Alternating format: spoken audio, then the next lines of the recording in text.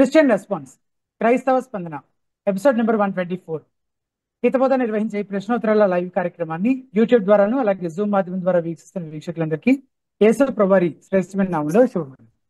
ప్రతి మంగళవారం రాగలే ఈ మంగళవారం కూడా ఈ కార్యక్రమాన్ని ఈ రీతిన నిర్వహించుకునే కృపను ధన్యతను మన ప్రభు మనకి ఇచ్చినందుకు ప్రభువును స్తుతిస్తూ ఈ రోజు ఈ కార్యక్రమాన్ని ఒక చిన్న ప్రార్థనతో ప్రారంభించుకున్నాం. దయచేసి వీక్షకులంతా ప్రార్థనలో నాతో పాటు ఏకీభవించాలని మనవి చేస్తాం. పరిశుద్ర మహోన్నతుడ దయగల తండ్రి, కృపగల ప్రభువా, మరొక మంగళవారం ఈ రీతిని ఈ కార్యక్రమంలో పాల్గొనే కృపను ధన్యతను మీరు మాకు ఇస్తూ ఉన్నారు. దాన్ని బట్టి మీకు నిండు కృతజ్ఞతలు, వందనాలు. ఎవరైతే ఈ రోజు ఈ కార్యక్రమంలో మాతో పాటు పాల్గొని ఉంటున్నారో వారందరూ కూడా చక్కగా త్వరగా జాయిన్ అయ్యి వారి ప్రశ్నలు అడగగలగటానికి, మరి ఈ కార్యక్రమాన్ని వీక్షిస్తున్న వీక్షకులందరూ కూడా ఆ ప్రశ్నోత్తరాల ద్వారా ప్రభువా మీ సత్యాన్ని ఇంకా లోతుగా అర్థం చేసుకోగలగటానికి, దానికి ఇంకా ఎక్కువగా దేవా ప్రభువా మరి దగ్గరగా రాగలగటానికి, తమను తాము దానికి సమర్పించుకోగలగటానికి ప్రేరేపించబడినట్లు కృప చూపించమని విభు గారిని కూడా మీ దగ్గర హస్తాలకు అప్పగించుకుంటూ యేసు నామమున స్తుతించి ప్రార్థించుకుంటున్నాము తండ్రి, amen. Vibhu garu good evening brother. Good evening brother Yashwant. వీక్షకులందరికీ ప్రభువైన యేసుక్రీస్తు నామములో వందనాలు. ప్రతి వారం లాగానే ఈ వారం కూడా కొన్ని క్విక్ ఇన్స్ట్రక్షన్స్ తోటి మనం ప్రారంభించుకుందాం. ముందుగా ప్రశ్న అడగాలనుకునేవారు ఏం చేయాలి? ప్రశ్న అడగాలనుకునేవారు మీరు ఒకవేళ ఈ కార్యక్రమాన్ని యూట్యూబ్ లైవ్ ద్వారా వీక్షిస్తున్నట్లయితే లైవ్ పక్కనే ఉన్న లైవ్ చాట్ లో మీ ప్రశ్నలు టైప్ చేసి పోస్ట్ చేసి ఉంచవచ్చు. మధ్య మధ్యలో లైవ్ చాట్ లోని ప్రశ్నలు కూడా తీసుకుంటూ ఉంటాం.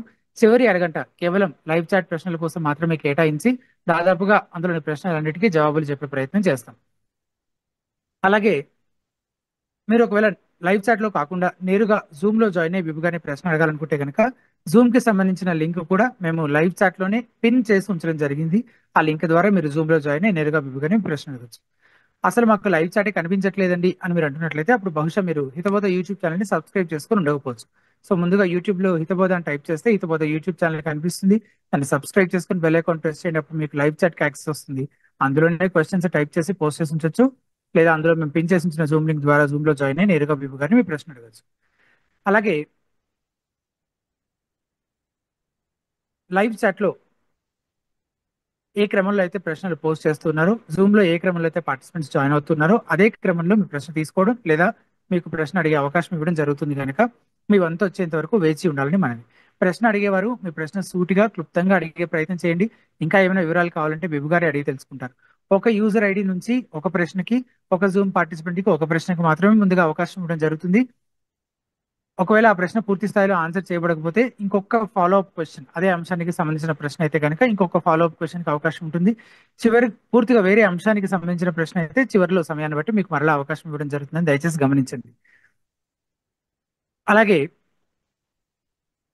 జూమ్ పార్టిసిపెంట్స్ ముఖ్యంగా గమనించాల్సిన విషయం, మీరు ప్రశ్న అడగడము విభు గారు జవాబు చెప్పడం పూర్తి అయిపోతే కనుక మీరు జూమ్ నుంచి లీవ్ అయిపోయి యూట్యూబ్ లైవ్ ద్వారా ఈ కార్యక్రమాన్ని వీక్షించాలని మనవి. మీరు జూమ్ లోనే ఉన్నారంటే ప్రశ్న అడగడం కోసమే ఉన్నారని మేము భావిస్తాం కనుక ఈ రీతిని మాతో సహకరించాలని మనవి చేస్తూ ఈ రోజుకి కార్యక్రమాన్ని మనం ప్రారంభించుకుందాం. ముందుగా అక్షయ్ అనే ఐడి నుంచి జాయిన్ అయినటువంటి వారు, జూమ్ లో జాయిన్ అయినటువంటి వారు మీరు అన్మ్యూట్ చేసుకొని మీ పేరు చెప్పి మీరు ఎక్కడి నుంచి జాయిన్ అవుతున్నారో మీ ఊరు చెప్పి పరిచయం చేసుకొని మీ ప్రశ్న అడగచ్చు.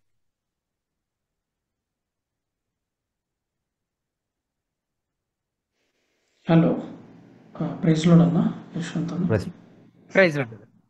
Praise lord pastor Bibu garu. Praise lord brother. నా పేరు అక్షయ్, నేను హైదరాబాద్ నుంచి జాయిన్ అయ్యాను. ఓకే. నా క్వశ్చన్ ఏంటిదంటే one saved always saved doctrine ఉంది కదా, సో దాని గురించి ఎక్స్ప్లెయిన్ చేయగలుగుతారా? షూర్. ఒకసారి ఒక వ్యక్తి నిజమైనటువంటి వాక్యము నిర్వచించేటటువంటి దేవుడు అనుగ్రహించే రక్షణ వరాన్ని పొందితే అది నిత్యమైనటువంటి రక్షణ అనుభవంగానే ఉంటుంది తప్ప ఈరోజు ఉండి రేపు అంతమైపోయేది లాంటి రక్షణ గురించి బైబిల్ ఎక్కడ ఏమీ మాట్లాడట్లేదు. ఎందుకంటే యేసుక్రీస్తు ప్రభువు చాలా స్పష్టంగా నేను నా గొర్రెల కొరకు ప్రాణం పెడుతున్నాను, వాటి కొరకు నేను నిత్య జీవం వాటికి అనుగ్రహిస్తాను కాబట్టి అవెన్నడూ నశించవు, ఎవరినూ వాటిని నా చేతి నుండి అపహరించరు, నన్ను వాటిని అనుగ్రహించినటువంటి తండ్రి అందరికంటే గొప్పవాడు కాబట్టి ఎవరినూ తండ్రి చేతిలో నుండి వారిని అపహరించలేరు, నేనును తండ్రి ఏకమై ఉన్నామంటే తండ్రి ఎలాగైతే సర్వశక్తిమంతుడో నేను కూడా అలాగే సర్వశక్తిమంతుడిని కాబట్టి తండ్రి చేతి నుండి కానీ నా చేతి నుండి కానీ నా గొర్రెలను ఎవరైనా అపహరించడం అనేది ఎప్పుడు సాధ్యం కాదు. అన్నటువంటి భరోసా ప్రభు ఇస్తా ఉన్నాడు. అంటే ఆయన ఇచ్చేటటువంటి నిత్య జీవము ఒకవేళ అంతమైపోయేదైతే అది నిత్య జీవం అని పిలువబడడానికి అర్హమై ఉండేది కాదు. ఎప్పుడైనా దానికి ముగింపు అనేది ఒకటి ఉండే అవకాశం ఉంటే, అలాంటి ప్రమాదం ఏదైనా ఉంటే కనుక అది నిత్య జీవం అయి ఉండేది కాదు. సో అందుకే క్రీస్తులో ఉన్నటువంటి ఈ అనుభవాన్ని గురించి, రక్షణ అనుభవాన్ని గురించి మాట్లాడుతూ విశ్వాసులకు మళ్ళీ భరోసా ఇస్తూ రోమీలకు రాసిన పత్రిక 8వ అధ్యాయంలో కూడా 29వ వచనం నుండి మనం చదివితే, ఆయన 29, 30 వచనాలు మనం చదివినప్పుడు, ఆయన ఎవరిని ముందుగా ఎరిగినో వారిని నిర్ణయించను, ఎవరిని నిర్ణయించనో వారిని పిలిచెను, ఎవరిని పిలిచెనో వారిని నీతిమంతులుగా తీర్చను, ఎవరిని నీతిమంతులుగా తీర్చను వారిని మహిమపరచను అనేటువంటి మాటలు చదువుతా ఉన్నాం మనం అక్కడ. అంటే ఎవరినైతే తన కుమారుని సారూప్యంలోనికి మార్చడం కోసం ఆయన ముందుగా ఎరిగి నిర్ణయించాడో వారినే పిలిచాడు, వారిని నీతిమంతులుగా తీర్చాడు, వారిని మహిమపరిచాడు. వారిలో ఎవరైనా నశించిపోవడం అనేది సాధ్యం కాదు. వారి పక్షంగా దేవుడున్నాడు కాబట్టి ఎవరూ వారికి వ్యతిరేకంగా ఉండడం కానీ, వారు నిత్యం నాశనం అయిపోయే విధంగా వారికి వ్యతిరేకంగా ఎవరైనా సాక్ష్యం చెప్పగలగడం కానీ సాధ్యం కాదు. ఎందుకంటే తీర్పు తీర్చేది దేవుడే. ఆ తీర్పు తీర్చే దేవుడే వారి పక్షంగా ఉండి వారిని నీతిమంతులుగా తీరుస్తున్నాడు కాబట్టి, తీర్పు తీర్చే క్రీస్తే వారి పక్షంగా మరణించాడు కాబట్టి, తండ్రి సన్నిధిలో వారి కొరకు విజ్ఞాపనకర్తగా ఉంటున్నాడు కాబట్టి వారి నిత్య భద్రత నిశ్చయం చేయబడింది అన్నటువంటి మాట చాలా ఖచ్చితంగా లేఖనాలు చెప్తా ఉన్నాయి. కాబట్టి ఒక వ్యక్తి నిజంగా రక్షణ పొంది యేసుక్రీస్తు ప్రభువులో ఉంటే అతను నిత్యము అలాగే ఉంటాడు అన్నటువంటి భరోసా బైబిల్ ఇస్తూ ఉంది. అది బైబిల్ మనకిస్తున్నటువంటి రక్షణ నిశ్చయత. అంటే ఇది దేవుని అనాది ప్రణాళికలో ప్రారంభమైనటువంటి రక్షణ కార్యం కాబట్టి అది మధ్యలో ముగిసిపోయేటటువంటి అవకాశం లేదు. దేవుడు దాన్ని మార్చకుండా ఖచ్చితంగా ఎవరి విషయంలో అయితే ఆ సంకల్పాన్ని కలిగి ఉన్నాడో వారిలో దాన్ని నెరవేర్చి తీరుతాడు అన్నటువంటి బోధ బైబిల్ చాలా స్పష్టంగా ఇస్తూ ఉంది. So once saved always saved అనేది ఈ పర్స్పెక్టివ్లో కరెక్టే. అయితే కొంతమంది ఈ సిద్ధాంతాన్ని అపార్థం చేసుకుని దాన్ని కామాతరత్వానికి వినియోగించడం కోసం, వాళ్ళు నిజంగా రక్షణ అనుభవం లేనప్పటికీ కూడా పాపంలో కొనసాగడం కోసం, నేను ఒకప్పుడు యేసుక్రీస్తు ప్రభుని నా హృదయంలోనికి రమ్మని ప్రార్థన చేసి అడిగాను కాబట్టి, యేసయ్య నా హృదయంలోనికి రా, నా పాపాలు క్షమించు అని పాపి ప్రార్థన నేను చేశాను కాబట్టి అదే నా రక్షణ అనుభవం. కాబట్టి ఇప్పుడు నేను ఎలా జీవించినా పర్వాలేదు, నేను దయ్యంలా జీవించినా పర్వాలేదు, నా రక్షణ నిశ్చయం చేయబడింది కాబట్టి, నేను ఒకసారి రక్షింపబడ్డాను కాబట్టి, చిన్నప్పుడు ఎప్పుడో ఆ ప్రార్థన చేసేసాను కాబట్టి ఈరోజు నా జీవితం ఎలా ఉన్నా నేను పరలోకానికి వెళ్తాను అన్నటువంటి ఒక తప్పుడు నిశ్చయతలో ఉంటున్నారు. వాస్తవానికి అది రక్షణ అనుభవం కాదు. ఎందుకంటే ఎవరినైతే యేసుక్రీస్తు ప్రభువు రక్షిస్తాడో వారిని ఆయన వారి పాపముల నుండి రక్షించాడు అని బైబిల్ చెప్తుంది. వారి పాపముల నుండి రక్షించడానికి ఆయన వచ్చాడు అని చెప్తుంది. కాబట్టి పాపములకు వ్యతిరేకంగా పోరాడేటటువంటి స్వభావం ఆయన రక్షించిన వారిలో ఖచ్చితంగా కనబడుతుంది. అది లేకుండా కామాతురత్వానికి మొగ్గు చూపిస్తూ దాన్ని సమర్థించడానికి ఒకసారి రక్షింపబడితే ఎప్పుడూ రక్షింపబడినట్టే అన్నటువంటి సిద్ధాంతాన్ని తప్పుగా వినియోగించుకుంటున్నటువంటి ఒక వ్యక్తి తాను ఎప్పుడూ రక్షింపబడలేదు, అసలు రక్షణ అనుభవానికి తను పూర్తిగా అపరిచితుడు అన్నటువంటి విషయాన్ని తన జీవితం ద్వారా సాక్ష్యం ఇస్తున్నాడు తప్ప దానివల్ల ఈ సిద్ధాంతానికి వచ్చినటువంటి నష్టమేమీ లేదు. వాక్యం దీన్ని ఖచ్చితంగా బోధిస్తుంది అన్నది మనం అర్థం చేసుకోవాలి. Brother Akshay. Thank you pastor. Actually దీని ఫాలోఅప్ క్వశ్చన్ ఏంటంటే, వెన్ అంటే కొంతమంది క్రిస్టియన్ మన సహోదరులతో డిస్కషన్ చేసినప్పుడు ఏమొస్తుందంటే, హీబ్రూస్ చాప్టర్ 6:4 కోట్ చేస్తారు. అంటే ఒకసారి వెలిగింపబడి రక్షణ పొంది తర్వాత లోకంలో కలిసిపోయినట్టుగా ఉంటుంది కదా. సో అంటే మనము అంటే దాన్ని ఎలా ఎక్స్ప్లెయిన్ చేయొచ్చు అంటే వాళ్ళు? చాలా ఖచ్చితంగా దాన్ని ఎలాంటి కన్ఫ్యూజన్ లేకుండా ఎక్స్ప్లెయిన్ చేయొచ్చు బ్రదర్ అక్షయ్. అంటే మిగతా బైబిల్ అంతా కూడా రక్షణ నిశ్చయత గురించి మాట్లాడుతూ రక్షణ నిత్యంగా భద్రం చేయబడింది యేసుక్రీస్తు ప్రభులో అన్నటువంటి భరోసా మనకిస్తూ ఈ ఒక్క వాక్య భాగమో లేకపోతే 2-3 వాక్య భాగాల్లో మిగతా బైబిల్ అంతా బోధించినటువంటి సిద్ధాంతానికి వ్యతిరేకంగా బోధించదు కదా. అంటే బైబిల్లో పరస్పర వైరుధ్యాలు లేవు కదా. కాబట్టి బైబిల్ ఒకవేళ ఖచ్చితంగా యేసుక్రీస్తు ప్రభు అనుగ్రహించింది నిత్య జీవమే అని నిర్ధారించింది అని అంటే, హెబ్రీ పత్రిక 6వ అధ్యాయం 4వ వచనం నుండి ఉన్నటువంటి వాక్య భాగానికి కూడా ఆ వెలుగులోనే మనం జవాబు వెతకాలి. దానికి వైరుధ్యం కలిగించకుండానే మనం దానికి వివరణ చెప్పాలి. సో 4 నుంచి 6 వరకు ఉన్నటువంటి వాక్య భాగాలు మనం చదివినప్పుడు చాలా ఖచ్చితంగా అక్కడ ఏం చదువుతున్నాము, ఒకసారి వెలిగింపబడి పరలోక సంబంధమైన వరములను రుచి చూసి పరిశుద్ధాత్మలో పాలివారై దేవుని దివ్యవాక్యమును రాబో యుగ సంబంధమైన శక్తుల ప్రభావమును అనుభవించి తెలుసుకున్న తర్వాత తప్పిపోయిన వారి గురించి మాట్లాడుతుంది. అలా వాళ్ళను వివరిస్తూ 9వ వచనానికి వచ్చేసరికి హెబ్రీ గ్రంథకర్త ఏమంటున్నాడంటే, నేను ఇలా చెప్తున్నప్పటికీ కూడా, అంటే మేము ఇలా చెప్పుచున్నప్పటికీ కూడా, మీరు ఆ, మరింత శ్రేష్టమైనదియు రక్షణకరమైన మరింత శ్రేష్టమైనదియు రక్షణకరమైనదియు నైన స్థితిలోనే ఉన్నారని మిమ్మల్ని గురించి నేను ఎరిగి ఉన్నాను, లేదా మిమ్మల్ని గురించి రూఢిగా నమ్ముతున్నాను అన్నటువంటి మాటలు చెప్తా ఉన్నాడు హెబ్రీ సంఘం గురించి. అవును అంటే పాస్టర్. దాన్ని బట్టి ఏమర్థం అవుతుంది మనకి, 4 నుంచి 6 వరకు ఉన్నటువంటి వివరణ ఏదైతే ఉందో, ఒకసారి వెలిగింపబడి ఆ లిస్ట్ అంతా ఏదైతే ఉందో, అది రక్షణకరమైనటువంటి స్థితిని వర్ణించేటటువంటి వివరణ కాదు. కానీ ఎవరి విషయంలో అయితే తను రూఢిగా నమ్ముతున్నాడో, వాళ్ళు శ్రేష్టమైనటువంటి పరిస్థితిలో ఉన్నారని, వాళ్ళు మాత్రం నిజంగా రక్షణ అనుభవాన్ని కలిగి ఉన్నారు అన్నటువంటి విషయాన్ని రూఢి చేస్తూ ఉన్నారు. కాబట్టి ఇక్కడ రక్షణకరమైన స్థితిలో ఉండి శ్రేష్టమైనటువంటి స్థితిలో ఉన్న వారికి ఆరవ అధ్యాయం 4 నుంచి 6 వరకు ఉన్నటువంటి ఆ వివరణ ఏదైతే ఉందో, దానికి సంబంధించిన ఆ జాబితా కలిగి ఉన్నటువంటి వారికి వ్యత్యాసం చూపిస్తూ, కాంట్రాస్ట్ చూపిస్తూ ఇది మాట్లాడుతున్నాడు అనేది చాలా క్లియర్గా అర్థమవుతోంది. కాబట్టి ఎక్కడ ఇదేమీ రక్షణ నిశ్చయతకి కానీ, రక్షణ నిత్య భద్రతకి కానీ వ్యతిరేకమైనటువంటి వాక్య భాగం కాదు అనేది మనం ఖచ్చితంగా అర్థం చేసుకోవచ్చు బ్రదర్. Sure pastor. యాక్చువల్లీ నేను జాన్ మెకార్థర్ గారిది లైవ్ Q&A సెషన్స్ చూస్తాను అనమాట. సో ఓకే మన తెలుగులో ఎవరన్నా చెప్తారా అనుకున్నాను, బట్ మీ రీసెంట్గా 1 వీక్ బ్యాకే మీది ఫాలో అవుతుంది అనమాట ఈత బోధ. Okay okay it was wonderful pastor. అంటే మీరు ఎంత క్లీన్గా ఈవెన్ ఖండించేటప్పుడు కూడా చాలా అంటే బిబ్లికల్గా ఎక్కడ వాళ్ళని అంటే చాలా మంది ఖండించేటప్పుడు ఏంటిదంటే ఒక్కోసారి కంట్రోల్ తప్పుతారు మేబీ, రైట్ రైట్ బట్ మీరు చాలా point to point exact accurate answers ఇస్తారు. అంటే తెలుగులో ఎస్ ఇట్స్ అంటే చాలా హ్యాపీ అనిపించింది పాస్టర్. అంటే మీ ఈ లైవ్ సెషన్స్ చూసి ఇంకా జాయిన్ అవుదామని just thank you so much brother Akshay for joining and asking some very interesting questions and also for the words of encouragement. అయితే జాన్ మెకార్థర్ గారికి మనం చేసేదానికి ఎక్కడ అంటే పోల్చడానికి లేదు. నిజంగా వారి పరిచర్య నుంచి మేము కూడా చాలా బెనిఫిట్ అయినటువంటి వాళ్ళమే. లాస్ట్ 26 ఇయర్స్గా జాన్ మెకార్థర్ గారి పరిచర్య నుండి చాలా విషయాలు నేర్చుకున్నాను. జాన్ మెకార్థర్ గారు కావచ్చు, ఆర్సీ స్ప్రోల్ కావచ్చు, ఇలాంటి ఇంకా మంచి మంచి బోధకులు ఎవరైతే ఉన్నారో వాళ్ళు మంచి బోధన అందించారు. అది తెలుగు భాషలో కూడా అందించాలనేటటువంటి ఒక చిన్న ప్రయత్నం బ్రదర్. సో దీనికోసం ప్రార్థన. Thank you so much. Yeah, మీరు yeah. చాలా మంచి ఇది చేస్తున్నారు, అంటే చాలా హెల్ప్ఫుల్ అవుతుంది. అంటే కొన్నిసార్లు క్లియర్ అవ్వని డౌట్స్ కూడా. వన్ ఫాలో అప్ క్వశ్చన్ ఉంది pastor, can I ask or else time? Can he ask? Brother Maybe Yashwant, there is if you can wait.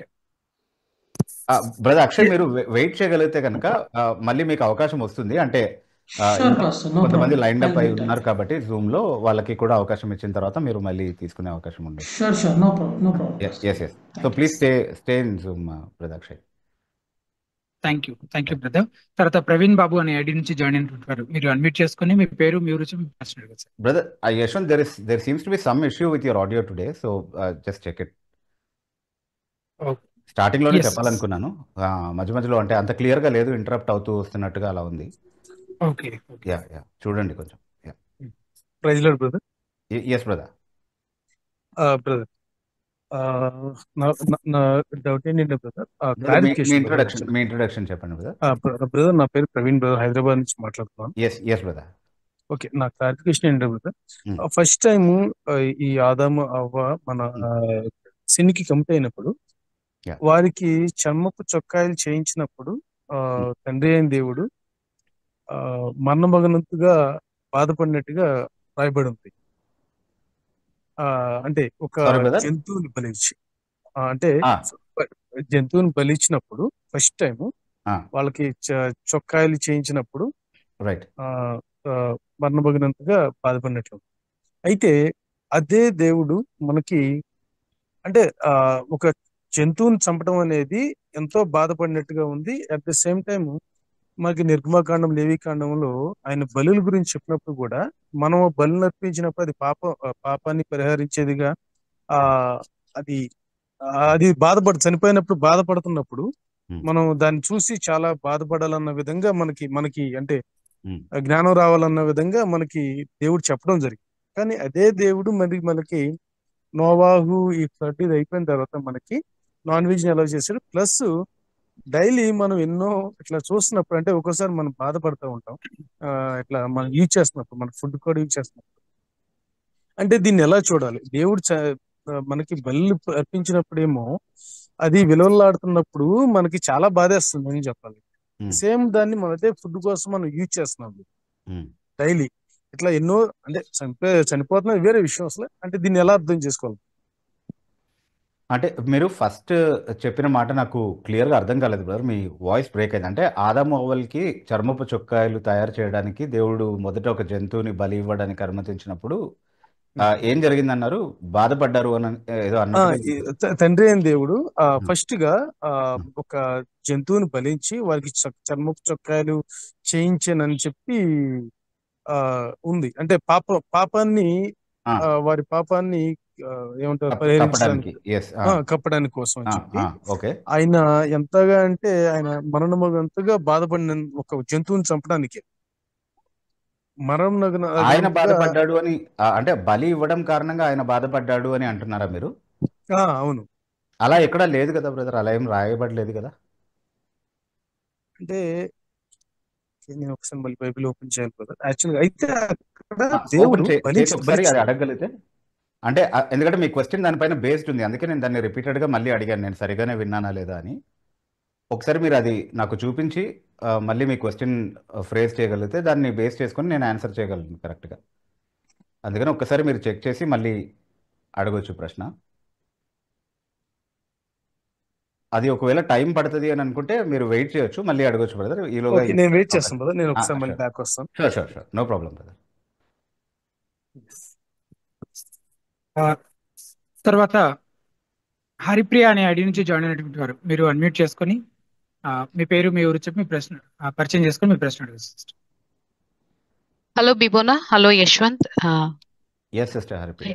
Hello hello hello నా పేరు హరిప్రియ, నేను కులాలంపూర్ నుంచి మాట్లాడుతున్నాను. Yes yes. బిబోనా, ఈ క్వశ్చన్ నేను మిమ్మల్ని పర్సనల్ గా అడిగాను, సో ఇక్కడ కూడా మళ్ళీ అడుగుతున్నా, so that it will be helpful for the other audience who are viewing this program. Okay okay. So నా క్వశ్చన్ ఏంటంటే, మనం ఎవరి గురించైనా ప్రార్థన చేసినప్పుడు మనం వాళ్ళకి రక్షణ అనుభవం కలగాలి అని చెప్పి ప్రేయర్ చేయొచ్చా? అలా చేయడం వల్ల రక్షణ అనుభవం వాళ్ళకి వస్తుందా అన్నది నా క్వశ్చన్. ఎవరి గురించైనా మనం ఏదైనా ప్రేయర్ చేయొచ్చు. అంటే ప్రేయర్ అంటే నా చిత్తం కాదు దేవుని చిత్తమే నెరవేరాలి అన్నటువంటి వైఖరి ఉన్నంత వరకు ఎవరి కోసమైనా ఏదైనా మనం అడగొచ్చు, అడగడం తప్పు కాదు. కానీ రక్షణ అనేది అంటే నేను సువార్త చెప్తే రక్షణ వస్తుందా అంటే, సువార్త చెప్పకుండా రక్షణ రావాలి అన్నది దేవుని ప్రణాళిక కాదు. అలాగే దేవుడు ఒక వ్యక్తి గురించి మనకు భారం ఇచ్చి ప్రార్థన చేయడానికి ఒకవేళ మనల్ని నడిపించి ఉంటే కనుక ఎవరి విషయంలో అందరి విషయంలో ఒకేలాగా మనకు భారం అనేది ఉండదు, వీళ్ళ కోసం ప్రార్థన చేయాలని అనిపించదు మనకి. సో ఒక వ్యక్తి గురించి ప్రత్యేకమైనటువంటి ఒక భారం ఉండి మనం ప్రార్థన చేశాము అని అంటే అది దేవుని ప్రణాళికలో ఆయన వాడుతున్నటువంటి ఒక సాధనంగా బహుశా దాన్ని మనం చూడొచ్చాము. సువార్త ప్రకటన ఎలాగైతే ఆయన చేతిలో రక్షణ విషయంలో ఒక సాధనమో అలాగే ప్రార్థన కూడా ఒక సాధనం అయి ఉండొచ్చు. ఓకే, కానీ నేను ప్రార్థన చేసేసినంత మాత్రాన ఒక వ్యక్తికి ఖచ్చితంగా దానివల్ల రక్షణ వస్తుందా అంటే అలా రాదు. ఓకే, సో అది అలాగే నేను సువార్త ప్రకటించేసినంత మాత్రాన ఒక వ్యక్తి దానివల్ల రక్షింపబడతాడంటే అలా రక్షింపబడ్డాడు.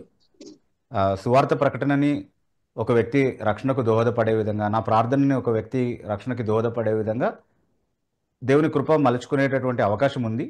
ఆ నిరీక్షణతో మనం ప్రార్థన చేస్తాం, కాకపోతే అది దేవుని చిత్తానికే విడిచిపెట్టాల్సినటువంటి విషయం. అయితే ప్రార్థన చేసే విషయంలో యేసుక్రీస్తు ప్రభువుని మనం మాదిరిగా ఎప్పుడు కూడా మన దృష్టిలో ఉంచుకోవాలి. ఆయన రక్షణ విషయంలో ప్రార్థన చేస్తున్నప్పుడు యోహాను సువార్త 17వ అధ్యాయంలో మనకు జ్ఞాపకం ఉంది కదా, 9వ వచనంలో, నేను లోకం కొరకు ప్రార్థన చేయట్లేదు, నీవు నాకు ఇచ్చిన వారి కొరకు నేను ప్రార్థన చేస్తున్నాను అని తన శిష్యులను ఉద్దేశించి చెప్పాడు. మళ్ళీ 20వ వచనంలో వారి నిమిత్తం మాత్రమే కాదు, అంటే ఈ శిష్యుల నిమిత్తం మాత్రమే కాదు,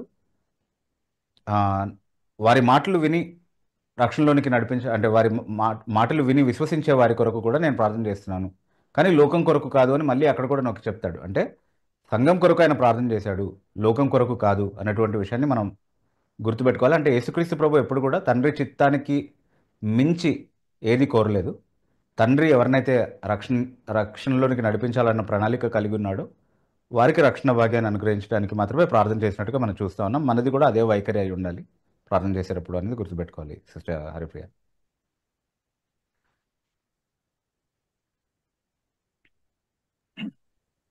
ఓకే అన్న, thank you. Yeah thank you sister. తర్వాత శామ్ ఫ్రమ్ వైజాగ్ అనే ఐడి నుంచి జాయిన్ అయినటువంటి వారు మీరు అన్మ్యూట్ చేసుకొని మీ పరిచయం చేసుకొని మీ ప్రశ్న అడగచ్చు. ప్రైజ్లో బ్రదర్ యశ్వంత్ గారు, పీపు గారు. Praise Lord. నా పేరు శ్యామ్ అండి, నేను వైజాగ్ నుంచి మాట్లాడుతున్నాను. Yes brother Shyam. బ్రదర్ నా క్వశ్చన్ ఏంటంటే, రీసెంట్ గా నేను WCM కిరణ్ పాల్ గారిది ఒక షార్ట్ అవుట్ చూశాను. అందులో చెప్పిన ఆయన సారాంశం ఏంటంటే, ఆయన చెప్పిన దానికి దేవదూతలు అనే వాళ్ళు అనేక గుంపులుగా ఉన్నారు అని చెప్పుకొచ్చారనమాట. వాళ్ళు అందరూ ఒకలాగా ఉండరు, చాలా గుంపులుగా ఉన్నారు అని చెప్పి వాళ్ళందరూ వేరే వేరే ప్రపంచాల్లో నివసిస్తారు. వేరే వేరే ప్రపంచాల్లో నివసిస్తారు. ఒకనొక దినాన్న వాళ్ళు దేవుని దగ్గరికి వచ్చే దినం ఒకటి ఉంటుంది. అక్కడికి వచ్చి వాళ్ళు దేవుని ఆరాధించి మళ్ళీ వాళ్ళ ప్రపంచాలకు వెళ్ళిపోతారని చెప్పారనమాట. ఆ షార్ట్ లో ఒక అర్థం ఏంటంటే, ఆయన ఏం కోట్ చేసుకున్నారంటే, దీనికోసం సైన్యములారా అని చెప్పాను కానీ బైబిల్లో ఎక్కడ సైన్యము అంటే ఒక సైన్యం లాగా చెప్పలేదు.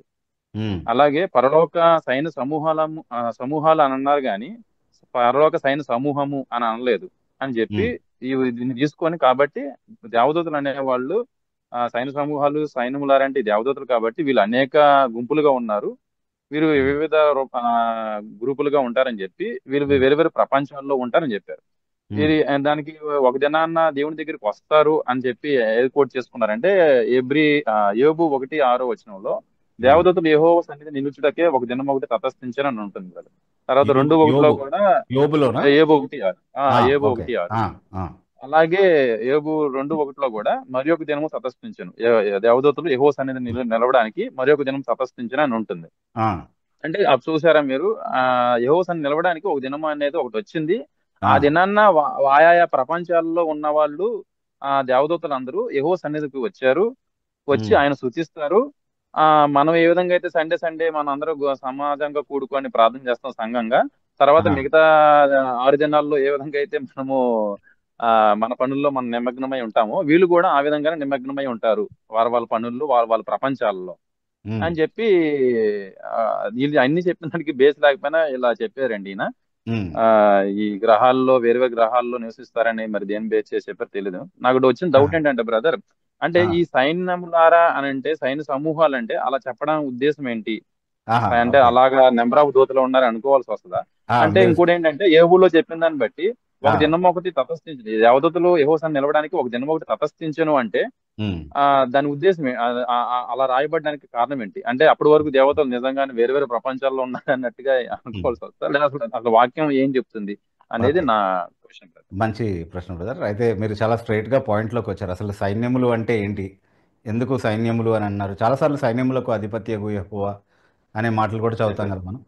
అసలు దేవుని సైన్యములు అని ఎవరిని ఉద్దేశించి చెప్పారు అని అంటే బైబిల్లోనే దానికి ఉన్నటువంటి వివరణ పరిధిలో మనం దాన్ని అర్థం చేసుకోవాలి తప్ప, గ్రహాంతర వాసులు ఉన్నారు అన్నటువంటి నా అభిప్రాయాన్ని, నా పూర్వ అభిప్రాయాన్ని సమర్థించుకోవడం కోసం దాన్ని ఒక వాక్యంగా, దాన్ని ఒక సమర్థనగా, దాన్ని ఒక ఆధారంగా వాడటము అనేది నా ఆలోచనలు బైబిల్లో ఉన్నటువంటి మాటల ద్వారా వ్యక్తపరిచే ఒక ప్రమాదకరమైనటువంటి ఒక బైబిల్ భాష పద్ధతి అవుతుంది.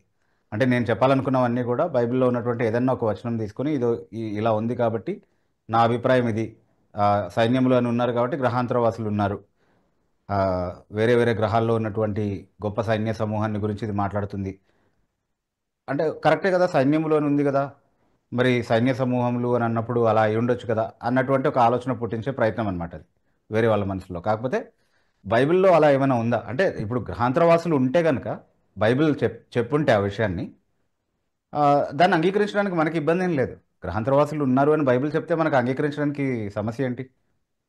పరలోక వాసుల గురించి మాట్లాడుతున్నప్పుడు, దేవదూతల గురించి మాట్లాడుతున్నప్పుడు మనం నమ్ముతున్నాం కదా, మనం విశ్వసిస్తున్నాం కదా, దాంతో ఏమి విభేదించట్లేదు.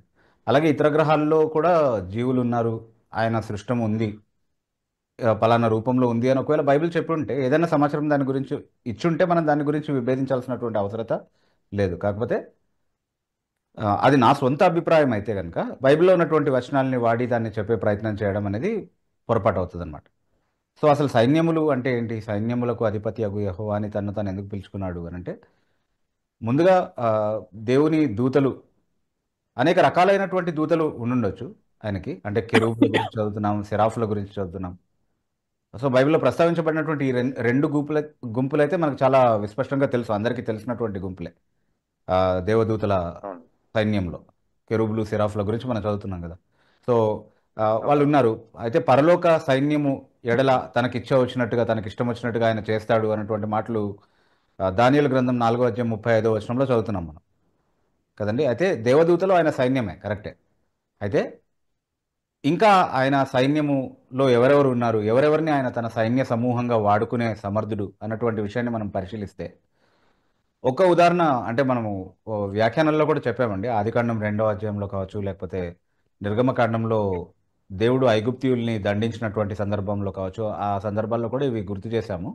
అయితే ఒకసారి ఒక్క రెఫరెన్స్ మనం చూద్దాం. యోవేలు గ్రంథం 2వ అధ్యాయం 25వ వచనంలో ఒకసారి చూస్తే మీరు, యోవేలు గ్రంథం 2వ అధ్యాయము మీరు ఒకసారి చదువుతారా శామ్ గారు, లేకపోతే యశ్వంత్ గారైనా, ఎవరికి? యోవేలు 2వ అధ్యాయము 25వ వచనము. 25వ వచనం.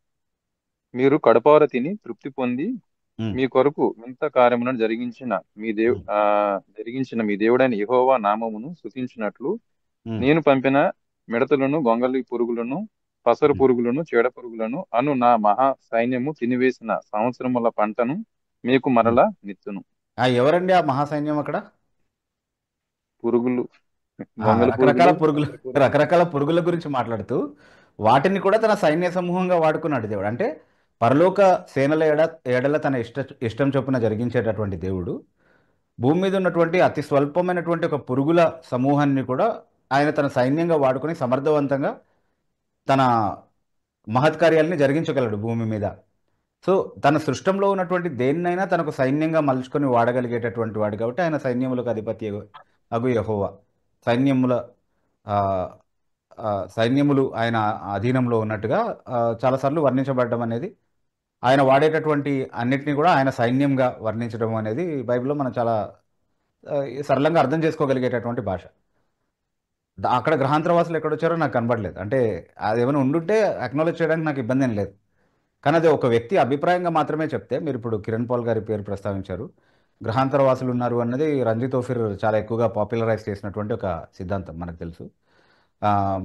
సో కిరణ్ పాల్ గారు కూడా అదే అభిప్రాయాన్ని ఒకవేళ ప్రమోట్ చేసే ప్రయత్నం చేస్తున్నారేమో. ప్రమోట్ చేయడం తప్పు కాదు, బైబిల్లో ఉంటే బైబిల్లో ఉన్నటువంటి విషయాన్ని ఉన్నట్టుగా చెప్పి ప్రమోట్ చేయడం తప్పు కాదు. కానీ బైబిల్లోనే ఇప్పుడు సైన్యములకు అధిపతి యెహోవా లేదా దేవుని సైన్యములు అన్నటువంటి మాటలకి వేరే వివరణ ఉన్నప్పుడు, వివరించే అవకాశం ఉన్నప్పుడు, లేని ఒక అభిప్రాయాన్ని తీసుకొచ్చి ఇదే చెప్తుంది బైబిల్ అని చెప్పేటటువంటి ప్రయత్నం, లేదా ఇది కూడా చెప్తుంది అని చెప్పేటటువంటి ప్రయత్నం ఏదైతే ఉందో అది సరైనది కాదు అనేది మనం అర్థం చేసుకోవాలి. అది మొదటి విషయం బ్రదర్. తర్వాత యోబు గ్రంథంలో ఒక దినము తటస్థించింది, దేవుని కుమారులందరూ వచ్చేటటువంటి ఒక దినం తటస్థించింది అన్నప్పుడు దేవదూతలందరూ కూడా సమావేశమయ్యేటటువంటి ఒక సమయం వచ్చింది అన్నది మాత్రమే మనకు అర్థమవుతా ఉంది. అలాంటి మరొక దినం కూడా వచ్చింది అని అంటే ఫ్రీక్వెంట్గా వస్తుంది అలాంటిది ఒకటి అనేది కూడా ఇండికేట్ అవుతుంది. కానీ దాని గురించినటువంటి ఎలాంటి వివరణ బైబిల్ మనకి ఇవ్వట్లేదు.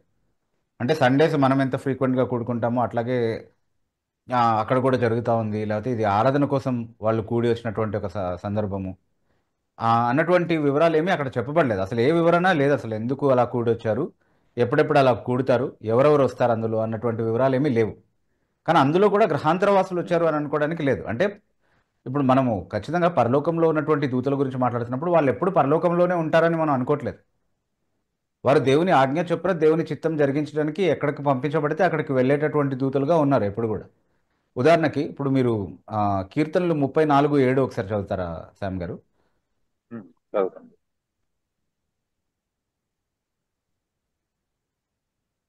34:7 యెహోవా యందు భయభక్తులు గలవారి చుట్టూ ఆయన దూత కావలి ఉండి వారిని రక్షించును. ఓకే. అలాగే హెబ్రీ పత్రిక 1వ అధ్యాయంలో 13వ వచనం ఒకసారి చదువుతారా? 13, 14 వచనాలు.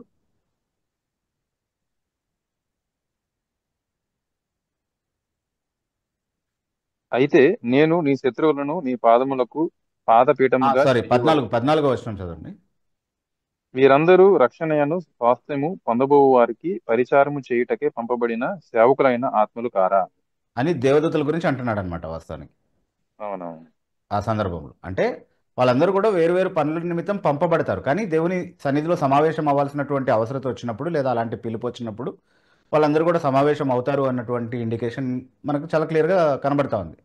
అంటే వాళ్ళు పరలోకంలోనే ఉంటారు. మరి అలాంటప్పుడు వాళ్ళందరూ సమావేశం అవ్వాల్సినటువంటి ఒక దినం తటస్థించింది అని ఎందుకు రాయబడి ఉంది అన్నటువంటి ఆలోచన, అలాంటి అనుమానాలకి తావు అవసరం లేదు మనకి. ఎందుకంటే దేవదూతలు వారికి అప్పగించినటువంటి పనులు చేయడానికి ఎక్కడికి పంపబడితే అక్కడికి వెళ్తారు. దేవుని వద్ద నుండి పిలుపు వచ్చినప్పుడు దేవుని దగ్గరికి వస్తారు, మళ్ళీ వచ్చి ఆయన సన్నిధిలో నిలబడతారు. అంతేగాని దాని అర్థము గ్రహాంతర వాసులు ఉంటారు కాబట్టి వాళ్ళు వేరే వేరే గ్రహాల్లో నుంచి అక్కడికి వచ్చి సమావేశం అవడానికి వచ్చారు అని అనే భావం తీసుకోవడానికి అవకాశం లేదు. ఎందుకంటే వాక్యంలో ఉన్నటువంటి విషయాల పరిధిలో మనం వివరణ ఇచ్చేటటువంటి ప్రయత్నం చేస్తున్నాం తప్ప లేని ఒక విషయాన్ని తీసుకొచ్చి అక్కడ కొత్తగా చొప్పించేటటువంటి ప్రయత్నం మనం చేయట్లేదు. అలా ఎవరు చేయకూడదు. అలా చేస్తే మనం అంగీకరించాల్సినటువంటి అవసరం లేదు. ఎందుకంటే అది నమ్మడానికి వాళ్ళ అభిప్రాయం తప్ప వేరే ప్రమాణం ఏమీ కనబడట్లేదు వాక్యంలో కాబట్టి. Okay brother Sam. వాక్యంలో మన అంటే దేవదూతలు పంపబడింది మన భూమి మీద మనల్ని కావలు ఉండడానికి ఆ ఒక పనే మనకు కనబడుతుంది. అంతేగాని వేరే వేరే ప్రపంచాల్లో వారు పనులు చేస్తారనడానికి మనకు వాక్య ఆధారం లేదు. ఇంకా బైబిల్ ఎక్కడ చెప్పట్లేదు కూడా. రైట్. అవును brother. Yes, thank you Shyam garu. తర్వాత సుజాత అనే ఐడి నుంచి జాయిన్ అయినటువంటి వారు, మీరు అన్మ్యూట్ చేసుకొని మీ పరిచయం చేసుకొని మీ ప్రశ్న అడగచ్చు. హలో అన్న, గుడ్ ఈవినింగ్ అన్న. గుడ్ ఈవినింగ్ అన్న, నేను సుబ్బు మాట్లాడుతున్నాను హైదరాబాద్ నుంచి. ఓకే, సుజాత అని ఐడి? నాది మా మిస్సెస్ పేరు అన్న. Okay okay. Ya, so Zoom ID తన పేరు మీద ఉంటది. Okay, fine brother, no problem. Ya అన్న, ఇది నా ప్రశ్న ఏంటంటే అన్న, ఓకే, నేను ఈ రోజే ఒకటి దేవదాసయ్య గారి పుస్తకం చదివానన్న. అంటే పరలోక మర్మములు అంటే ప్రకటన గ్రంథ వివరములు అని ఒక పుస్తకము. ఆ పుస్తకంలో ఆయన పరిచయం చేస్తూ, అంటే దేవుడు నాకు కనబడి, నా కుమారుడా దేవదాసు, అంటే దేవా అంటే దేవుడు, దాసు అంటే దేవుడే అని చెప్తూ వివరణ చెప్తూ, ప్రకటన గ్రంథము గురించి నా వివరములు నువ్వు రాయము అని చెప్తూ అంటే నేను నిన్ను పిలుచుకున్నాను ప్రకటన గ్రంథం రాయటానికి. నువ్వు తల్లి గర్భంలో ఉన్నప్పుడే నీతో పాటు నేను కూడా ఉన్నాను. అది నీకు ఇప్పుడు అర్థం కాదు, పరలోకంలో వచ్చినప్పుడు అర్థమవుతుంది అని రాశాడన్న. అంటే నిజంగా దేవుడు అంటే మనతో పాటు తల్లి గర్భంలో ఉంటాడన్నా? అంటే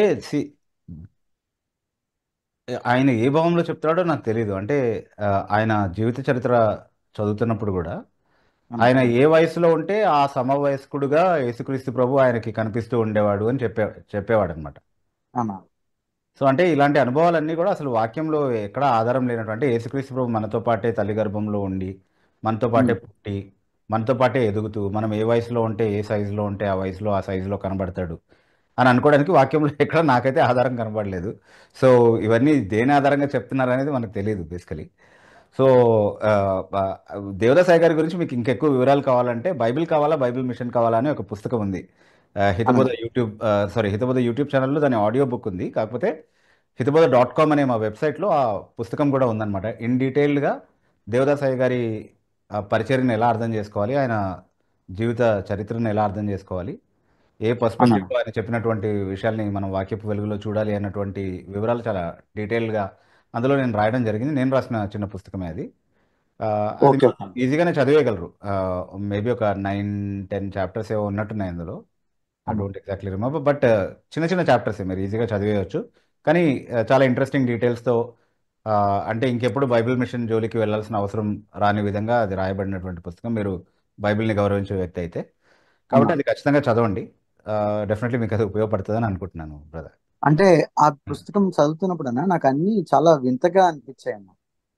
అంటే ఆయన దేవదాసు అంటే ఆయన పేరుకు అర్థం చెప్పుకోవటం కానీ, దేవ అంటే దేవుడు నేనే, దాసు అంటే నేనే, అంటే చాలా స్ట్రేంజ్ గా మాట్లాడటము, చాలా స్ట్రేంజ్ గా బైబిల్ ని వివరించటము. అంటే మీరు చెప్తా ఉంటే నిజంగా అంటే వాళ్ళకి సంబంధించినవన్నీ చాలా స్ట్రేంజ్ గానే ఉంటాయి బ్రదర్. ఇప్పటికి కూడా మీరు వాళ్ళ బైబిల్ మిషన్ చర్చెస్ ఏమైనా అటెండ్ అయినా అది చాలా స్ట్రేంజ్ గానే ఉంటది. అంటే నేను వాళ్ళ చర్చ్ కి అటెండ్ అవునా, ఒకవేళ అటెండ్ అయినా అలాగే ఉంటది అని అంటున్నాను. ఆ మైకంలో ఉన్నటువంటి వాళ్ళతో మాట్లాడినా చాలా స్ట్రేంజ్ గానే అనిపిస్తా ఉంటది. అంత ఒక స్ట్రేంజ్ గ్రూప్ అది. వాళ్ళ స్ట్రేంజ్ ఫైర్ కింద ఉన్నారనమాట. కాబట్టి దాని జోలికి ఎంత తక్కువ వెళ్తే అంత మంచిది అనమాట. అంటే ఆ చర్చికి వెళ్ళే బ్రదరు పుస్తకం ఇచ్చాడన్న నాకు ఓకే ఓకే. చదవమని. ఆ బ్రదర్కి ఈ లింక్ మీరు షేర్ చేయండి, మీరు కూడా చదవండి. బైబిల్ కావాలా, బైబిల్ మిషన్ కావాలా అనేది చూడండి సార్. నిజంగా మంచి విడుదల కలిగించేటటువంటి పుస్తకంగా దేవుడు అది రాయడానికి నాకు సాయం చేశాడని నేను అనుకుంటున్నాను. Okay, so great. రైట్. అంటే ఇది మనం ఎట్లా అంటే దీనికి ఎలాంటి ఆధారాలు లేవు కదన్నా, దీనికి మనం అసలు జస్టిఫై చేయలేం అది బైబిల్ నుంచి. ఇప్పుడే మీరు ఒకవేళ ఈ ప్రోగ్రామ్ ఫాలో అవుతా ఉంటే కనుక గ్రహాంతర వాసుల గురించి ఒక ప్రశ్న వచ్చింది. అవునన్నా, విన్నాను. అట్లాంటివే అనమాట ఇవన్నీ కూడా. అంటే నేను చెప్పాలనుకున్నవన్నీ కూడా బైబిల్లో ఉన్నటువంటి వచనాలను ఉపయోగించి చెప్పేసేయడం అంతే. అన్న ఇంకొక ప్రశ్న ఉందన్న, అంటే దీనికి సబ్సిక్వెంట్ కాదు కానీ ఒక వేరే ప్రశ్న అడగొచ్చా అన్న? యశ్వంత్ గారు చెప్పాలి అది. మేబీ కొంచెం సేపు వెయిట్ చేయగలిగితే సమయాన్ని బట్టి మళ్ళీ అవకాశం ఉంది. ఓకే అన్న, థ్యాంక్ యూ అన్న. తర్వాత స్టీవెన్ అనే ఐడి నుంచి జాయిన్ అయినటువంటి వారు, మీరు అన్మ్యూట్ చేసుకొని మీ పరిచయం చేసుకొని మీ ప్రశ్న అడగచ్చు. అలా ప్రైజ్ లోడ్ అన్న, నేను స్టీఫెన్ నెల్లూరు నుంచి మాట్లాడుతున్నానన్నా. అన్న అంటే నాకు ఒక క్వశ్చన్ ఉంది. అంటే ఏంటంటే రీసెంట్ గా అంటే న్యూస్ లో కూడా వచ్చింది, కొంతమంది పాస్టర్స్ బిలీవర్స్ ని అంటే దేవుడు చూపిస్తానని చెప్పి పరలోకంలోకి అంటే ఎలిజిబుల్ చేస్తానని చెప్పి మీకు కన్ఫర్మ్ గా మీ డెత్ తర్వాత పరలోకం వెళ్తారని చెప్పి చాలా మందిని ఇలా బిలీవర్స్ ని ఇలా బాగా అంటే చాలా డేస్ ఫాస్టింగ్ ఉంచి వాళ్ళని చాలా రోజులు అలా ఫెయిత్ లో ఉంచి దేవుడు చూపిస్తానని చెప్పారు. చాలా మంది చనిపోయారన్న. అంటే ఇక్కడ నా క్వశ్చన్ ఏంటంటే వాళ్ళు నిజంగానే హార్ట్ఫుల్ గా అంటే పాస్టర్ మిస్టేక్ చేశారు అది పక్కన పెడితే ఇక్కడున్న బిలీవర్స్ వాళ్ళు నిజంగానే హార్ట్ఫుల్ గానే అంటే చనిపోయేంత వరకు కూడా మేము దేవుని చూస్తాం అనే ఫెయిత్ వాళ్ళ ఉంది. కానీ ఎందుకు దేవుడు వాళ్ళ ప్రెసెన్స్ ఎందుకు పొందుకోలేకపోయారన్న దేవుని ప్రెసెన్స్ వాళ్ళు? అంటే ఒకటైతే నిత్య జీవం రావాలని చెప్పి మీరు ఉపవాసం ఉండాలని చెప్పి పిలిచే పాస్టర్లు దొంగలు. ఎందుకంటే వాళ్ళు తప్పుడు సువార్త చెప్తున్నారు. వాళ్ళు పాస్టర్లు కాదు ఫస్ట్ ఆఫ్ ఆల్. అంటే ఈరోజు క్రైస్తవానికి వచ్చినటువంటి అతిపెద్ద దరిద్రం ఏంటి అంటే ఎప్పుడూ పాస్టర్లు కానటువంటి వాళ్ళు పాస్టర్లు అయి కూర్చున్నారు. ఓకే, నేను ఇలా మాట్లాడితే ఇది క్రైస్తవ ప్రేమ కాదంటారు కొంతమంది. కానీ అలా మాట్లాడకపోతే క్రైస్తవ ప్రేమ కాదు. ఎందుకంటే నేను క్రైస్తవుల్ని ప్రేమిస్తున్నాను, ఈ దొంగల్ని కాదు. ఓకే, సో ఈ రక్షణ అనేది, నిత్య జీవం అనేది ఎలా వస్తుంది మనకి? యేసుక్రీస్తు ప్రభునందు విశ్వాసం ఉంచి మారు మనసు ద్వారా మన జీవితాన్ని యేసుక్రీస్తు ప్రభుకి సమర్పించుకుంటే ఆయన మనల్ని నూతన సృష్టిగా చేయడం ద్వారా మనం రక్షణ అనుభవాన్ని కలిగి ఉంటాం ఈ జీవితంలో. అంటే నీతిమంతులుగా ఆయన చేసినటువంటి శిలువ కార్యం ద్వారా మాత్రమే మనం నీతిమంతులుగా తీర్చబడతాము. ఆయనకు మనం సమర్పించుకున్న నాటి నుండి పరిశుద్ధాత్మ మనల్ని పరిశుద్ధపరిచేటటువంటి ఆ కార్యం ద్వారా ఆయన సారూప్యంలోనికి మార్చబడేటటువంటి ప్రక్రియలోనికి మనం నడిపించబడతాం. అది లేకుండా ఏదో ఫార్ములా ద్వారా మీరు పరలోకానికి రావచ్చు లేకపోతే దేవుణ్ణి చూడొచ్చు అని అంటే అది ఎప్పుడు సాధ్యమయ్యేటటువంటి విషయం కాదు. ఇకపోతే దేవుణ్ణి చూడడం గురించి మీరు ఒకవేళ మాట్లాడితే కనుక హృదయ శుద్ధి గల వారు ధన్యులు, వారు దేవుని చూచేదారని యేసుక్రీస్తు ప్రభు అంటున్నారు. ఓకే, అయితే ఇది కొంతమంది మిగతా వారి కంటే ఎక్కువ హృదయ శుద్ధి సంపాదించుకొని వాళ్ళు చూడలేని దేవుణ్ణి వీళ్ళు చూడగలిగేటటువంటి భాగ్యాన్ని గురించి విశ్వాసుల మధ్యలో అలాంటి తారతమ్యాన్ని చూపించే విధంగా ఎప్పుడు మాట్లాడబడినటువంటి మాట కాదు.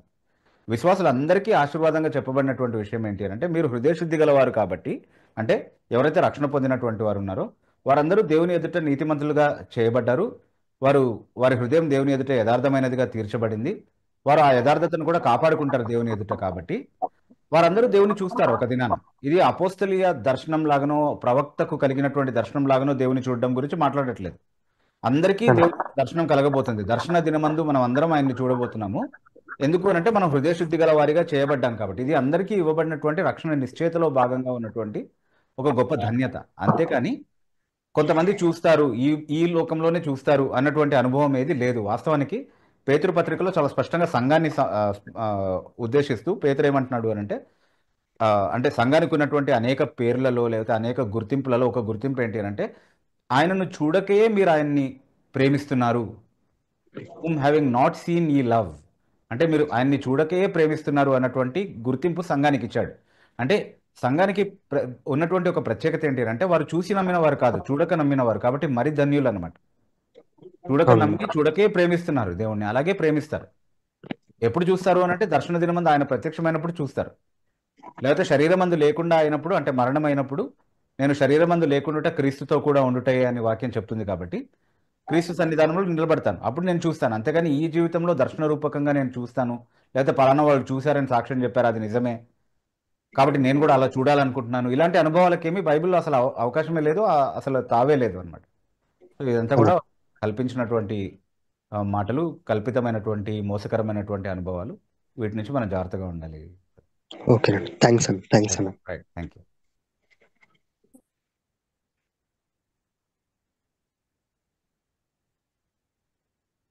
ఎస్. తర్వాత బెన్హర్ డానియల్ అనే ఐడి నుంచి జాయిన్ అయినటువంటి వారు, మీరు అన్మ్యూట్ చేసుకొని మీ పరిచయం చేసుకొని మీ ప్రశ్న అడగచ్చు. గుడ్ ఈవినింగ్ బ్రదర్, నేను బెన్హర్ డానియల్ జగిత్యాల నుంచి. గుడ్ ఈవినింగ్ బ్రదర్ బెన్హర్ గారు. బాగున్నారండి? నేను బాగున్నాను brother, thank you for. Okay brother, అయితే ఈ రోజు నా డివోషన్ లా ఒక వచనంలో కొంచెం అర్థం కాలేదు, దయచేసి ఎక్స్ప్లెయిన్ చేయండి. అది దట్ ఈస్ ఫ్రమ్ మొదటి సమయాలు 16వ అధ్యాయము 14వ వచనం. నేను చదువుతాను, వినండి. యెహోవా ఆత్మ సౌలును విడిచిపోయి యెహోవా యుద్ధ నుండి దురాత్మ ఒకటి వచ్చి అతను విరపింపగా అని ఉన్నది. యెహోవా యుద్ధ నుండి దురాత్మ ఒకటి రావడం ఏంది అనేది నాకు అర్థం కాలేదు బ్రదర్.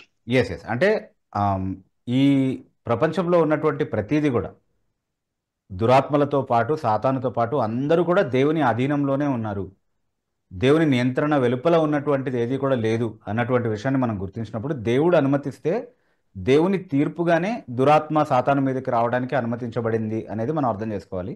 అంటే దేవుని ఆత్మ ఉన్నంత వరకు దేవుని కాపుదల ఆయన పైన ఉంది కాబట్టి ఎలాంటి దురాత్మ శక్తుల చేత అతను పీడింపబడడానికి అవకాశం లేకుండింది. కానీ ఒక్కసారి దేవుడు తన భద్రపరిచేటటువంటి హస్తాన్ని విరమించుకున్నప్పుడు, ఒకసారి దేవుడు తన ఆత్మని సౌలు నుండి తొలగింపజేసినప్పుడు సాతాను రావడానికి అవకాశం ఇచ్చిన వాడిగా దేవుడినే అక్కడ అన్నిటిని నియంత్రించి అనుమతించేటటువంటి వాడిగా అక్కడ రచయిత చూపిస్తున్నాడు మనకి.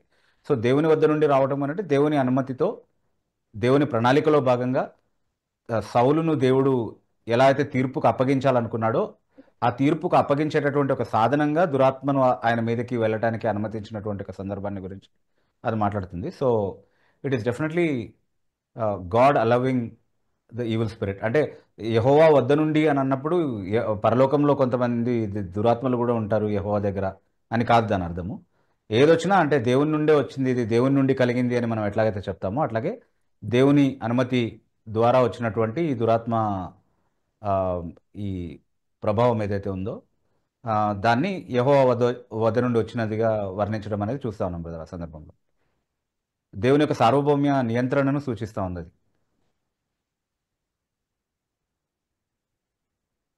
Brother Benhur garu. Okay brother, thank you, fine. Yes brother, thank you for that good question brother. Thank you brother. తర్వాత ఒప్పో అనే ఐడి నుంచి జాయిన్ అయినటువంటి వారు, మీరు అన్మ్యూట్ చేసుకొని మీ పరిచయం చేసుకొని మీ ప్రశ్న అడగచ్చు. హలో. Yes brother. ఎస్ వినిపిస్తుందా? వినిపిస్తుందా? ఎస్ వినిపిస్తుంది బ్రదర్. చాలా గుడ్ ఈవినింగ్. ఒక 2 క్వశ్చన్స్ ఉన్నాయి నావి. పేరు చెప్పండి బ్రదర్. ప్రవీణ్, నేను విశాఖపట్నం నుంచి. ప్రవీణా? ప్రవీణ్ బ్రదర్. ఎక్కడి నుంచి అండి? వైజాగ్. ఓకే, అంటే మీ వాయిస్ బ్రేక్ అవుతుంది బ్రదర్, కొంచెం లౌడ్ గా మాట్లాడతారా బ్రదర్? బ్రదర్ వినిపిస్తుందా క్లారిటీగా? ఇప్పుడు ఓకే బ్రదర్, కొంచెం. నా పేరు ప్రవీణ్ బ్రదర్, నేను వైజాగ్ నుంచి మాట్లాడుతున్నాను. వైజాగ్ నుంచి. Yes brother. ఒక 2 క్వశ్చన్స్ ఉన్నాయి బ్రదర్. ఏంటంటే ఫస్ట్ ఏంటంటే యాక్చువల్లీ నేను ఒక చిన్న వీడియో క్లిప్ నేను చూసాను ఒక 2 days బ్యాక్, ఏదో చర్చ్ది ఏదో సంబంధించి. అందులో ఒక ప్రీచర్ ఏమంటున్నారంటే, లేడీ ఆమె సండే స్కూల్ తీసుకున్నప్పుడంట ఒక 48 మెంబర్స్ ఎంతమంది సండే స్కూల్ తీసుకున్నప్పుడు, సో అందరూ కూడా భాషలో మాట్లాడాలని సండే స్కూల్ పిల్లల గురించి ప్రేయర్ చేస్తుందంట ఆవిడ. అయితే చాలా మంది ఆ ప్రేయర్ చేసిన తర్వాత అందరూ కూడా భాషల్లో మాట్లాడడం, టంగ్స్ లో మాట్లాడారంట.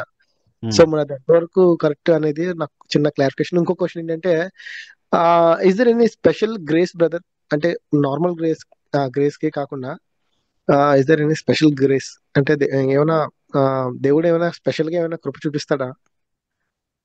అంటే ఇదే కాంటెక్స్ట్ లో అడుగుతున్నారా, ఇలా భాషల్లో అది మాట్లాడే? వేరు, అది వేరు, ఇది వేరు. వేరే అడుగుతున్నారు, ఓకే. ఓ, ఫస్ట్ ఆఫ్ ఆల్, ఈ రోజు భాషావరం అనేది సంఘంలో ఆపరేట్ అవ్వడం అనేది వాక్యానుసారమైన అనుభవం కాదు. అది అపోస్తలీయ వరంలో అపోస్తలీయ ఆ, అదేంటి ఆ, సూచక క్రియలు ఏవైతే దేవుడు చేశాడు, సూచక్రియలు మహత్కార్యాలు చేసి తన వాక్యాన్ని నిర్ధారించడానికి దేవుడు అద్భుతకరంగా కొన్ని వరాలు ఏవైతే ఇచ్చాడో, ఆ, దాంట్లో భాగంగా భాషావరం అనేది ఉండేది ఖచ్చితంగా. వాక్యం వర్ణించేటటువంటి భాషావరం అనేది ఖచ్చితంగా ఉంది. కానీ ఈరోజు మాకు భాషావరం ఉంది, మేము భాషల్లో మాట్లాడుతున్నామని ఏవైతే ప్రదర్శనలు చేస్తూ ఉన్నారో చాలా సంఘాల్లో, అది ఖచ్చితంగా వాక్యానుసారమైనటువంటిది కాదు. 48 మెంబర్స్ సండే స్కూల్ స్టూడెంట్స్ మాట్లాడారు అని చెప్పడము ఆ, అంటే రియలీ వాక్యంలో ఎలాంటి ఆధారం లేనటువంటి ఒక అనుభవం. ఇప్పుడు చిన్నపిల్లలు కాబట్టి వాళ్ళకి ఏదో నేర్పించేసి ఉంటారు, ఎందుకంటే పెద్దవాళ్ళకి కూడా ఈ మధ్య కాలంలో భాషలు అని చెప్పి నేర్పిస్తూ ఉన్నారు. భాషలు నేర్పించేటటువంటి క్లాసెస్ కూడా పెడతా ఉన్నారు యాక్చువల్లీ. అంటే ఇప్పుడు మలయాళమో హిందీయో నేర్చుకోవడానికి ఎలాగైతే క్లాసెస్ ఉంటాయో, లేకపోతే Malayalam in 30 days, Malayalam in Hindi in 30 days లాంటి కోర్సెస్ ఏవైతే ఉంటాయో, బుక్స్ ఉంటాయి కదా, అలాంటి కోర్సెస్ క్లాసెస్ భాషల్లో మాట్లాడడానికి కూడా పెట్టేస్తున్నారు కొంతమంది. అలాంటిది ఏదైనా కొన్ని 2-3 మాటలు మాట్లాడించి వాళ్ళందరి చేత అదిగో భాషల్లో మాట్లాడేశారని అనిపించుండొచ్చు. కానీ అదేమి ఆత్మ అనుగ్రహించేటటువంటి భాషావరం, బైబిల్ వర్ణించేటటువంటి భాషావరం ఎంత మాత్రం కాదు. సో దానివల్ల మనం మోసపోకుండా జాగ్రత్త పడాలి, ఫస్ట్ థింగ్. సెకండ్ థింగ్ ఏంటంటే, మీరు స్పెషల్ గ్రేస్ గురించి అడిగారు కదా. స్పెషల్ గ్రేస్ అంటే I don't know in what context you're asking, కానీ ప్రత్యేక సందర్భాల్లో మనకు అవసరమైనటువంటి ప్రత్యేకమైనటువంటి కృప దేవుడు అనుగ్రహిస్తాడు. ఉదాహరణకి ఇప్పుడు dying grace comes only at the time of death అని చెప్తూ ఉంటారు. అంటే ఈ రోజు నాకు చనిపోవడానికి అవసరమైనటువంటి కృప అవసరం లేదు, ఎందుకంటే నేను ఇంకా బ్రతుకున్నాను, ఇంకొంతకాలం బతుకుతాను కాబట్టి.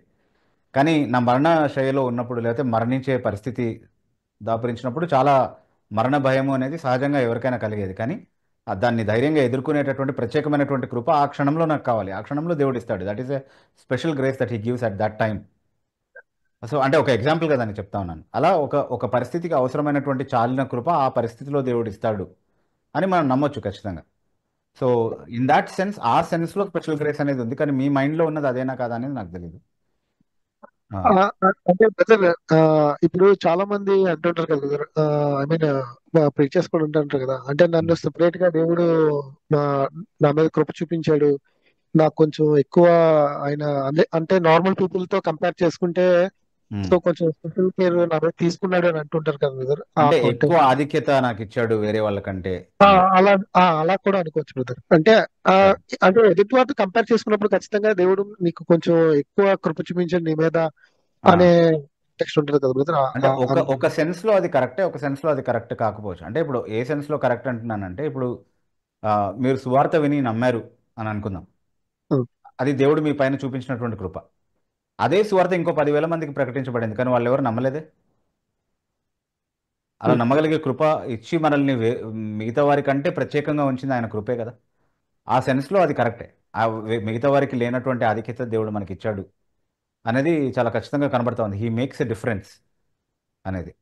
అట్లాగే వరాల విషయంలో కూడా ఒకరి కంటే ఎక్కువ ఆధిక్యతలు ఇంకొకరికి ఇచ్చుండొచ్చు దేవుడు. అంటే ఇప్పుడు బోధించే వరాన్ని ఒకరికి ఇచ్చుండొచ్చు, ఇంకొకరికి ఇచ్చుండకపోవచ్చు. అలా అని చెప్పి బోధించే వరం లేనటువంటి వారు తక్కువ సంఘంలో అని కాదు, వాళ్ళకు ఉండేటటువంటి వరం ఈ వ్యక్తికి ఉండకపోవచ్చు. So in every way every child of God is special in his own way. అంటే మీకంటే నేను చాలా విషయాల్లో స్పెషల్, నాకంటే మీరు చాలా విషయాల్లో స్పెషల్. సో అలా ఒక్కొక్కరికి ఆయన స్పెషల్ గ్రేస్ చూపించాడు, ఒక్కొక్కరికి వ్యక్తిగతమైనటువంటి ఆధిక్యతల్ని ఇచ్చాడు. అంటే ఎవరిని ఎవరితో పోల్చుకోలేని విధంగా ఆయన ఎవరి స్పెషాలిటీ వాళ్ళకే ఇచ్చాడు అని చెప్పుకోవాలి. సంఘంలో అలాంటి వైవిధ్యాన్ని, ఒకరినొకరు బలపరుచుకోగలిగేటటువంటి, ఒకరికొకరు ఆశీర్వాదకరంగా ఉండగలిగేటటువంటి, ఒకరి క్షేమాభివృద్ధి కొరకు ఒకరు పడగలిగేటటువంటి ప్రత్యేకతను అందరికీ ఇచ్చాడు సంఘంలో అనేది అర్థం చేసుకోవచ్చు మనం.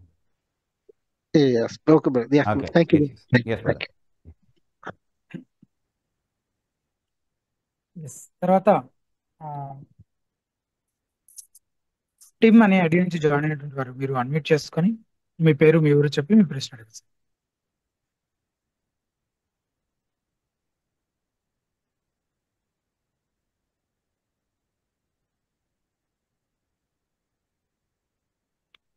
బహుశా అందుబాటులో లేనట్టున్నారు.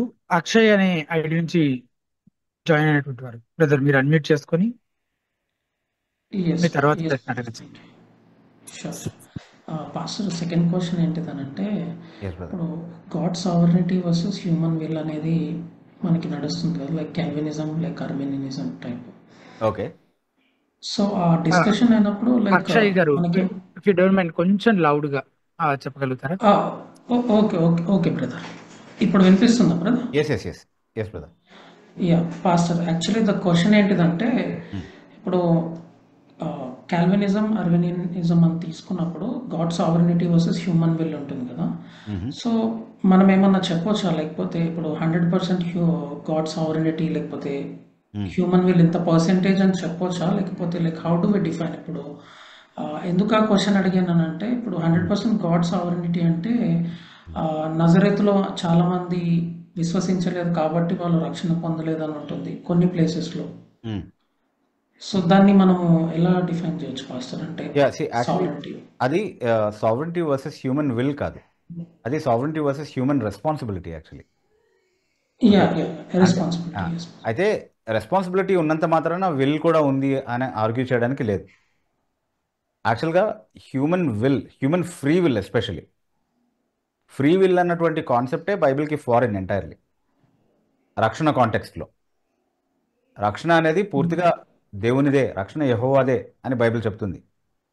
సో అందులో మన రెస్పాన్సిబిలిటీగా మనం నమ్మాల్సినటువంటి బాధ్యత, మారుమనసు పొందాల్సినటువంటి బాధ్యతలు ఏవైతే ఉన్నాయో అవన్నీ కూడా మనం ఎప్పుడు నెరవేరుస్తాము అని అంటే,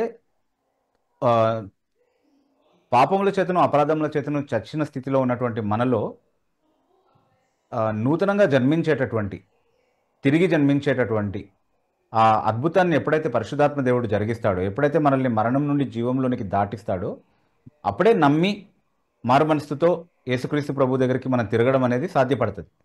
అందుకని నమ్మి మారు మనసు పొందినప్పుడు నేను తిరిగి జన్మిస్తాను లేదా మరణం నుండి జీవంలోనికి దాటుతాను అని చెప్తే, అది పూర్తిగా చనిపోయినటువంటి ఒక వ్యక్తి తనంతట తాను తనకు జీవం కలిగించిన ఒక సిద్ధాంతాన్ని మనం బోధించిన వాళ్ళం అవుతాం.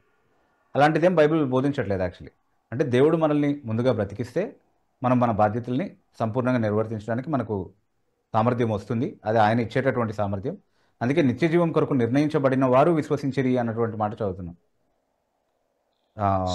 అపోస్తలుల కార్యములు 13:48. సో బాధ్యత ఉన్నంత మాత్రాన సామర్థ్యం ఉంది అని దాని అర్థం కాదు, నెరవేర్చే సామర్థ్యం ఉంది అని దాని అర్థం కాదు. మరి సామర్థ్యం లేనటువంటి వారిపైన దేవుడు ఎందుకు అలాంటి బాధ్యతలు మోపుతున్నాడు అన్నటువంటి ఒక ప్రశ్న రావచ్చు న్యాయంగానే. అయితే సామర్థ్యం లేకపోవడం అనేది దేవుని పొరపాటు కాదు, అది మానవుడు పాపం చేయడం కారణంగా మానవుడే కొని తెచ్చుకున్నటువంటి పరిస్థితి. సో మానవుడు పాపం కారణంగా తన సామర్థ్యాన్ని కోల్పోయినంత మాత్రాన, దేవునికి విధేయత చూపించేటటువంటి, విశ్వాసం ఉంచేటటువంటి, మారుమనసు పొందేటటువంటి సామర్థ్యాన్ని కోల్పోయినంత మాత్రాన తన ఆజ్ఞను ప్రకటించి దానికి విధేయత చూపించేటటువంటి బాధ్యునిగా మానవుడిని ఎంచడము అనేది దేవునికి ఇంకా ఉండేటటువంటి హక్కే. అదేం ఆయన కోల్పోలేదు. మానవుడు తన సామర్థ్యాన్ని కోల్పోయినంత మాత్రాన దేవుడు అలా కోరేటటువంటి హక్కునేమి కోల్పోలేదు అన్నటువంటి విషయాన్ని మనం అర్థం చేసుకోవాలి. కాబట్టి దేవుడు అడుగుతాడు. కాకపోతే దాన్ని ఎవరు నెరవేర్చగలరు అని అంటే, తిరిగి ఆ సామర్థ్యాన్ని దేవుడు ఎవరికైతే తన సార్వభౌమ కృపలో అనుగ్రహిస్తాడో వాళ్ళు మాత్రమే నెరవేర్చగలరు అనేది మాత్రం ఖచ్చితంగా అర్థం చేసుకోగలం. అయితే ఇది నేను జస్ట్ చాలా బ్లాండ్గా స్టేట్ చేసినప్పటికీ కూడా అందులో ప్రతి ఫ్రేజ్ని, ప్రతి లైన్ని జస్టిఫై చేయడానికి అవసరమైనటువంటి వాక్య భాగాలు చాలా స్పష్టంగా ఉన్నాయి. దానికి సంబంధించినటువంటి కొన్ని మీరు చదవడానికి కూడా అందుబాటులో ఉన్నాయి. హితబోధ.com అనే వెబ్సైట్లో కృపచేత మాత్రమే అన్నటువంటి ఒక పుస్తకము అందుబాటులో ఉంది. అది మీరు చదవచ్చు. అందులో దీనికి సంబంధించినటువంటి వివరాలు ఇవ్వబడ్డాయి. అలాగే దేవుని సార్వభౌమత్వము అని, అంటే ద సావరెంటీ ఆఫ్ గాడ్ అనేటటువంటి పుస్తకం A.W. పింక్ రాశారు. దాన్ని తెలుగులోకి అనువదించడం జరిగింది. సో అది కూడా మీరు హితబోధ.comలో ఉచితంగా చదువుకోవచ్చు. అందులో కూడా దేవుని సార్వభౌమత్వము మరియు మానవుని బాధ్యత, అలాగే దేవుని సార్వభౌమత్వము మరియు మానవుని చిత్తము అన్నటువంటి అధ్యాయాలు ఉన్నాయి ప్రత్యేకంగా. వాటిని చదివినప్పుడు చాలా స్పష్టంగా ఈ బ్యాలెన్స్ ఎలా మెయింటైన్ చేస్తూ వచ్చారు, బిబ్లికల్ బ్యాలెన్స్ అనేది చాలా క్లియర్గా అర్థమవుతుంది. Proper stating of the doctrine. Okay, so అంటే ఇప్పుడు ఉన్నటువంటి సమయ పరిధిలో, పరిమితిలో ఎంతవరకు చెప్పగలిగానో అది చెప్పాను నేను.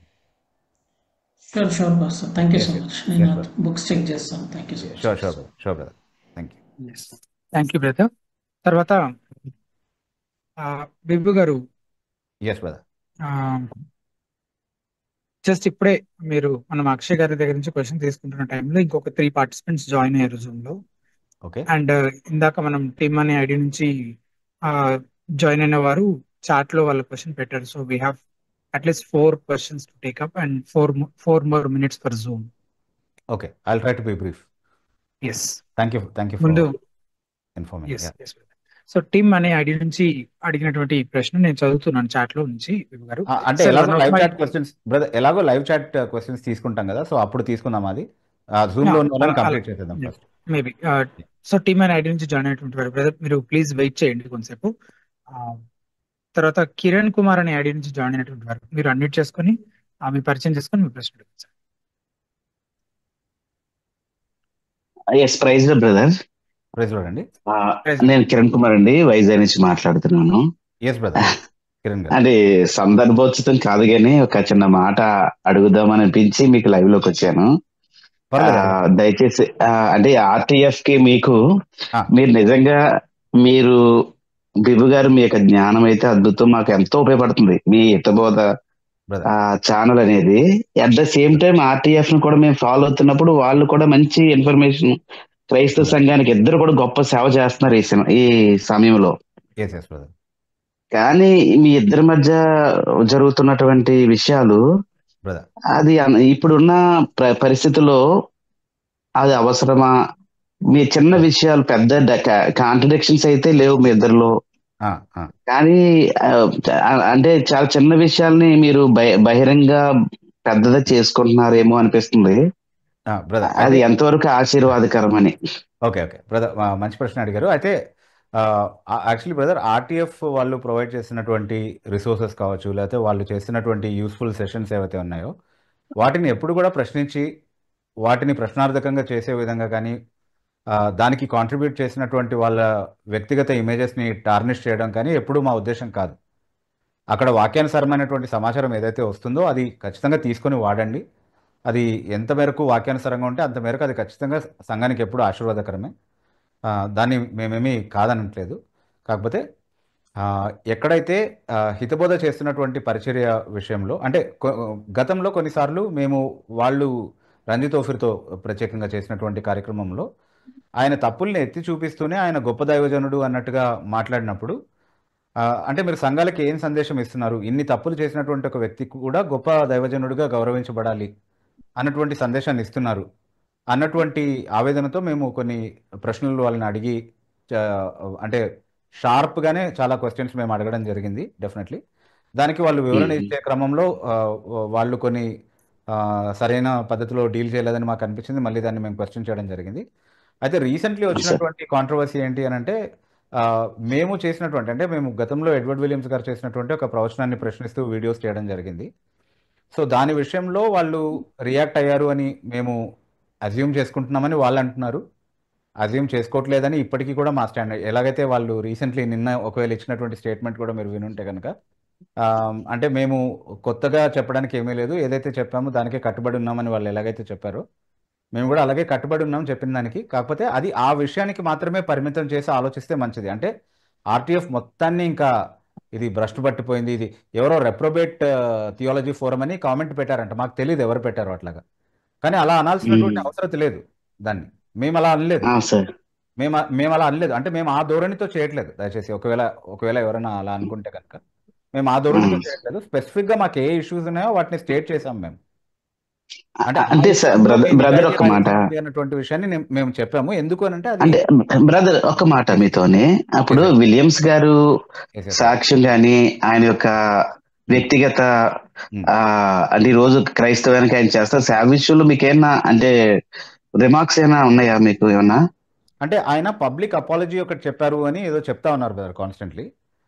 ఆయన అంటే నేను ఆయన దగ్గర చూసింది ఏంటంటే కొన్ని సార్లు తూలిన వెంటనే ఆయన క్షమాపణ చెప్పడం అనేది మేము బహిరంగానే చూసాము.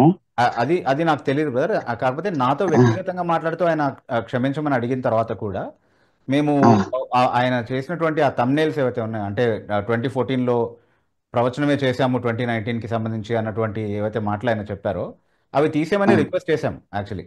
అంటే ఆయన చేసినటువంటి వీడియోని మేము ఎక్స్పోజ్ చేస్తే 2020లో ఎప్పుడైతే పెట్టామో అప్పుడు అప్పుడు ఆయన నాకు ఫోన్ చేసి అపాలజైజ్ చేసినప్పుడు నేను ప్రైవేట్ చేశాను ఆ వీడియోని యాక్చువల్లీ. అది మీరు ఆయన్ని కూడా అడగొచ్చు, ఆయన చెప్తారు మీకు. ఓకే, నేను ప్రైవేట్ చేశాను. చేసిన తర్వాత వాళ్ళకి మా టీం తరఫున ఒక రిక్వెస్ట్ పెట్టాను, ఆ మిగతావి కూడా మీరు తీసేయండి అని. అంటే అది ప్రవచనమే కదా, అది అది అది ఎలా ప్రవచనం కాదు అని ఆయన మాట్లాడారు యాక్చువల్ మాతో.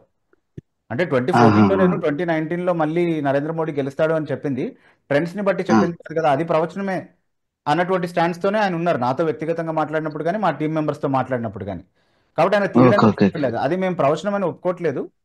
మీరు ఒకసారి అబద్ధ ప్రవచనం చెప్పారు క్లియర్గా, కాబట్టి మీరు ప్రవక్త కాదు, మీరు అది తీసేయాలి, అది తీసేయకపోతే నేను మళ్ళీ పబ్లిక్ చేయాల్సి వస్తుంది ప్రైవేట్ చేసిన వీడియో అని. అంటే అప్పుడు వినలేదు, ఒక టైం ఇచ్చారు. బ్రదర్ ఒక మాట, ఆయన ప్రవక్తగా ఎప్పుడు చెప్పుకోరేమో అని నా ఉద్దేశం. అది కాదు, అది కాదు. Excuse me and Kiran Kumar sir brother, నేను ఆర్టీఎఫ్ ని నేను సపోర్ట్ చేస్తున్నట్టు లేదు కానీ ఒకే ఒక మాట బ్రదర్ బిబు గారు, ఒక్క నిమిషం బ్రదర్, మీరు ఒక్క నిమిషం. నా ఉద్దేశం ఏంటంటే, అంటే అది అంత ప్రమాదకరమైన విషయం అయితే సమాజానికి ప్రమాదకరమైనది కాదు కదా. దాని విషయంలో మీరిద్దరూ బహిరంగంగా అవడం వల్ల మనకి ఏమి కలిసి వస్తుంది అనేది ఇప్పుడు ఆలోచన.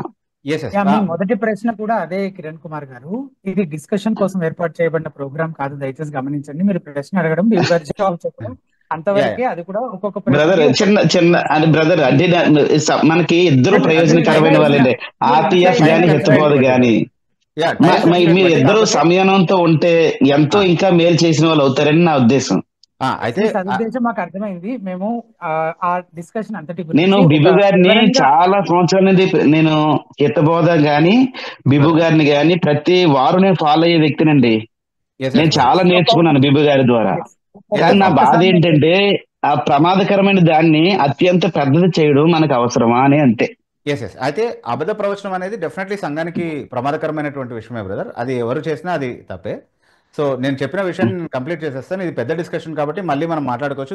తర్వాత ఆర్టీఎఫ్ వాళ్ళు చేసినటువంటి వాటికి కూడా వివరణ ఇస్తాను, సామరస్యపూర్వకంగానే ఇచ్చే ప్రయత్నం చేస్తాను. దానికోసం కూడా మీరు ప్రార్థన చేయండి. అయితే విషయం అంటే దయచేసి అంటే పబ్లిక్ ప్లాట్ఫామ్ యూజ్ చేయొద్దని నా ఉద్దేశం సార్. అంతే, అది పబ్లిక్ లో వెళ్ళిపోయినటువంటి విషయం. అంటే మీకు వాళ్ళు కూడా అవైలబిలిటీలో ఉంటారు, మీరు వాళ్ళకి అవైలబిలిటీలో ఉంటారు. ఇంకా భయంకరమైనవి ఈ మన క్రైస్తవాన్ని పీడిస్తున్న విషయంలో మనం ఈ కాలంలో పోరాడడం మంచిది. మీకేమి నేను సజెషన్ చెప్పట్లేదు బ్రదర్. నిజంగా మీలాంటి వాళ్ళు కలిసి పనిచేస్తే, ఇంకా మా గొప్ప ఆశీర్వాదం మాకు, మా లాంటి వాళ్ళకి. అయితే నేను చెప్తున్నటువంటి విషయాన్ని నేను బ్రీఫ్ గా కంప్లీట్ చేసేస్తాను. ఏంటి అని అంటే, మేము ఇచ్చినటువంటి గడువు లోపల ఆయన వీడియోస్ కాబట్టి కిరణ్ కుమార్ గారు దయచేసి విభు గారు ఇప్పుడు దాకా మీరు చెప్పిన దాని అంతటికి బ్రీఫ్ గా ఆన్సర్ చెప్పి దాన్ని క్లోజ్ చేస్తారు. దయచేసి మధ్యలో ఇంటరప్ట్ చేయకుండా ఆయన చెప్పేదంతా వినండి, తర్వాత వేరే వాళ్ళకి అవకాశం ఉంటుంది. బ్రదర్ ఏంటంటే, సో అంటే నేను చెప్పినటువంటి గడువు లోపల ఆయన తీయలేదు కాబట్టి నేను మళ్ళీ పబ్లిక్ చేశాను. నేను చెప్పినటువంటి విధంగా పబ్లిక్లో స్టేట్మెంట్ ఇచ్చాను, నేను మళ్ళీ పబ్లిక్ చేస్తాను అని. అలాగే చేశాను. అది చేస్తున్నప్పుడు నేను ఒకటి నిర్ణయించుకొని చేశాను, ఇది ఎప్పటికీ ఒక టెస్ట్ మనీ లాగా ఉంటుంది. ఒక అబద్ధ ప్రవక్త ఆరోగ్యన్స్తో అబద్ధ ప్రవచనాలు చేస్తే ఎలా ఉంటుందో జనాలకు అది ఒక లెసన్గా ఉండాలి, కాబట్టి ఇంకెప్పుడు తీయను దాన్ని అన్నటువంటి ఉద్దేశంతోనే దాన్ని పబ్లిక్ చేశాను. అది అలాగే ఉంటుంది. సో ఆయన ఒకప్పుడు ఇప్పుడు ఆయన ప్రవచనం చెప్పట్లేదు, ఆయన ఎప్పుడైనా ప్రవక్తగా చెప్పుకున్నాడా లేదా అన్నది కదా. మీరు ఆ వీడియో క్లిప్ మీరు చూస్తే మీకు అర్థమవుతుంది. God told me, this is what God told me. ఇది అందుకే నేను దాన్ని ప్రాఫెసీ అన్నాను అంటున్నాడు. ప్రాఫెసీ చేసేవాడు ప్రాఫెట్, గాడ్ నాకు చెప్పాడు అని డైరెక్ట్గా చెప్పేటటువంటి వాడు ప్రాఫెట్. కాబట్టి అలా చెప్పుకుని అబద్ధ ప్రవచనం చేసినటువంటి ఒక వ్యక్తి తర్వాత మారు మనసు పొంది ఉంటే సంతోషమే. ఓకే, సో అలాగే తను ప్రవక్త కాదు, ఈ దొంగ ప్రవచనాల్ని నమ్మొద్దు అన్నటువంటి హెచ్చరిక చేస్తూ ఒకవేళ సంఘానికి పరిచయం చేసుకుంటే ఆయనకు మంచిది. అలాంటి పరిచర్ని మేమేం వ్యతిరేకించలేదు. కానీ ఆయన ఒకప్పుడు చేసినటువంటి విషయం ఏదైతే ఉందో అది మాత్రం ఖచ్చితంగా it stands as a testimony against him. So ఆయన జాగ్రత్తగా ఉండి పరిచయం చేసుకుంటే ఆయనకి మంచిది. యాక్చువల్లీ ఒక ఎడ్వర్డ్ విలియమ్స్ లేకపోతేనో, ఒక బిబు లేకపోతేనో దానివల్ల సంఘమే ఆగిపోదు, దానివల్ల సంఘానికి వచ్చే నష్టం కూడా ఏమీ లేదు. కానీ బిబు నమ్మకంగా పరిచయం చేయకపోతే, ఎడ్వర్డ్ విలియమ్స్ నమ్మకంగా పరిచయం చేయకపోతే అది వాళ్ళకే నష్టం అంతే. సో ఆ విషయాన్ని మనం ఎప్పుడు కూడా గుర్తుపెట్టుకుందాము. సో అది బ్రదర్. కిరణ్ కుమార్ గారు థ్యాంక్ యూ సో మచ్ అండి. తర్వాత రవి అనే ఐడి నుంచి జాయిన్ అవుతుంటారు. మీరు అన్మ్యూట్ చేసుకొని మీ పేరు ఊరు చెప్పి పరిచయం చేసుకొని మీ ప్రశ్న. అన్నా బ్రదర్ ప్రైజ్ లాట్. నా పేరు రవి, మాది అనంతపురం. Yes brother. నా ప్రశ్న అది హిబ్రూ 13:4 ఇట్లా వివాహం అన్ని విషయం ఘనమైనది, ఇట్లా వాక్యాన్ని సగానికి కత్తిరించి రాయడం కరెక్టేనా? అంటే అర్థం మారనంత వరకు పర్వాలేదు brother. సగాన్ని కత్తిరించి అంటే అందులో అంటే పూర్తి అది అర్థం వస్తుంది కాబట్టి, అంటే అంతవరకు కరెక్టే కదా, వివాహం అన్ని విషయాల్లో ఘనమైనది అన్నంత వరకు కరెక్ట్ గానే వస్తుంది అది. ఆ, దాంట్లో కాదనడానికి ఏమీ లేదు కాబట్టి అందులో ఇబ్బంది ఏమీ లేదు. మరి దాన్ని పెట్టుకుని వేరే ఆ, అంటే ఒకవేళ అదే పద్ధతిలో వేరే వచనాల్ని కట్ చేసి అక్కడ అదే లేని భావాన్ని పుట్టించేటటువంటి ప్రయత్నం ఏదైనా చేస్తే కనుక, ఏ వచనాన్నైనా సగంలో ఓకే కత్తిరించి అక్కడ లేని భావాన్ని ఏదైనా పుట్టించే ప్రయత్నం చేస్తే అప్పుడు అది ప్రమాదకరం అవుతుంది తప్ప ఆ, ఓకే సగ భాగాన్నే వాడుకోవడం తప్పు కాదు, ఓకే భావం మారినంత వరకు. ఓకే. ఇంకో ఆ, ప్రశ్న అంతే, ఆ, ఇంకోటి. అంటే ప్రజెంట్ జనరేషన్ లో వాక్యానుసారంగా జీవిస్తా అంటారు కొంతమంది, ఉమ్, నేనే అనుకోండి. బట్ కొన్ని కొన్ని ఇన్సిడెంట్ల వల్ల ఈ ఉమ్, సమాజం ఇంతే మారదు, ఉమ్, ఇట్లుంటే మనం కరెక్ట్ కాము అని బాధపడి కోప్పడి ఉమ్, అట్లా మాటలకి మీరు చెప్పే మెసేజ్ అంటే ఓ సిచ్యువేషన్ లో సమాజం మీద కోప్పడి ఉమ్, ఇంత స్వార్థపూరిత ప్రపంచంలో ఇంత ఉమ్, ఉమ్, ఇంత మనం స్వచ్ఛంగా బతకడం అయ్యలేదు, ఉమ్, అవ్వని కాని పని అని ఒక సిచ్యువేషన్ లో ఉమ్. అలా అనుకొని వీక్ అయిపోయిన మాలాంటి వాళ్ళ కోసం మీరేం చెప్తారు సార్? అంటే మీరు వాక్యానుసారంగా ఉంటామని చెప్పారు కానీ సమాజం ఎప్పుడు ఒప్పుకోలేదు కదా సమాజం వాక్యానుసారంగా ఉంటుందని. అవును అవును. కాబట్టి సమాజం ఎలా ఉన్నా మీరు ఒప్పుకున్న దానికి మీరు కట్టుబడి ఉండాలి అంతే. Thank you okay okay brother, thank you. Right. తర్వాత చక్రవర్తి అనే ఇంటి నుంచి జాయిన్ అయినటువంటి లేదా మీరు అన్మ్యూట్ చేసుకొని మీ పేరు గురించి పరిచయం చేసుకొని మీ ప్రశ్న అడగచ్చు. యశ్వంత్ బ్రదర్, నేను నెక్స్ట్ వీక్ అడుగుతాను, నా టైం అయిపోయింది కదా. Thank you so much. లేదంటే ఈ సాటర్డే అడుగుతాను. నేనే అడుగుదాం అనుకున్నాను బ్రదర్, ప్రతి వారం ఫస్ట్ జాయిన్ అవుతారు, ఈసారి ఏంటి ఆఖరిలో జాయిన్ అయ్యాకని నేనే అడగబోయాను. Thank you so much for understanding. Yeah, thank you brother. తర్వాత లైవ్ చాట్ ప్రశ్నలు తీసుకునే ప్రయత్నం చేస్తున్నాం గారు. త్రినాథ్ కే అని ఐడి నుంచి అడిగినటువంటి ప్రశ్న. అపోస్తలుడైన పౌలు హెబ్రీయులకు రాసిన పత్రిక 9వ అధ్యాయం 16-17 వచనాలు. మరణ శాసనం ఎక్కడ ఉండునో అక్కడ మరణ శాసనం రాసిన వాడి మరణము అవశ్యం. ఆ శాసనము వ్రాసిన వాడు మరణము పొందితేనే అది చెల్లును. అది వ్రాసిన వాడు జీవించుచుండగా అది ఎప్పుడైనాను చెల్లునా? ప్రశ్న: ఈ వాక్యములను ఎలా అర్థం చేసుకోవాలి తెలియజేయండి. ఓకే, ఇది మరణ శాసనము అన్నటువంటి పదాన్ని బట్టి మనకు వచ్చినటువంటి కన్ఫ్యూజన్ అయి ఉండొచ్చు ఎలా అర్థం చేసుకోవాలని. వాస్తవానికి దేవుడు చేసినటువంటి నిబంధన ఏదైతే ఉందో అది పాత నిబంధన కావచ్చు లేదా కొత్త నిబంధన కావచ్చు. పాత నిబంధన ఇశ్రాయేల్తో చేసింది లేదా కొత్త నిబంధన సంఘంతో చేసింది. ఈ నిబంధన ఎలా అమల్లోకి వస్తుంది, ఎలా చెల్లుబాటు అవుతుంది అన్నటువంటి విషయాన్ని గురించి మాట్లాడుతుంటే, అమల్లోకి రావడానికి దాని వెనకాల ఉన్నటువంటి బలం ఏంటి అన్నటువంటి విషయాన్ని గురించి మాట్లాడుతూ వీలునామాతో దాన్ని పోలుస్తా ఉన్నాడు.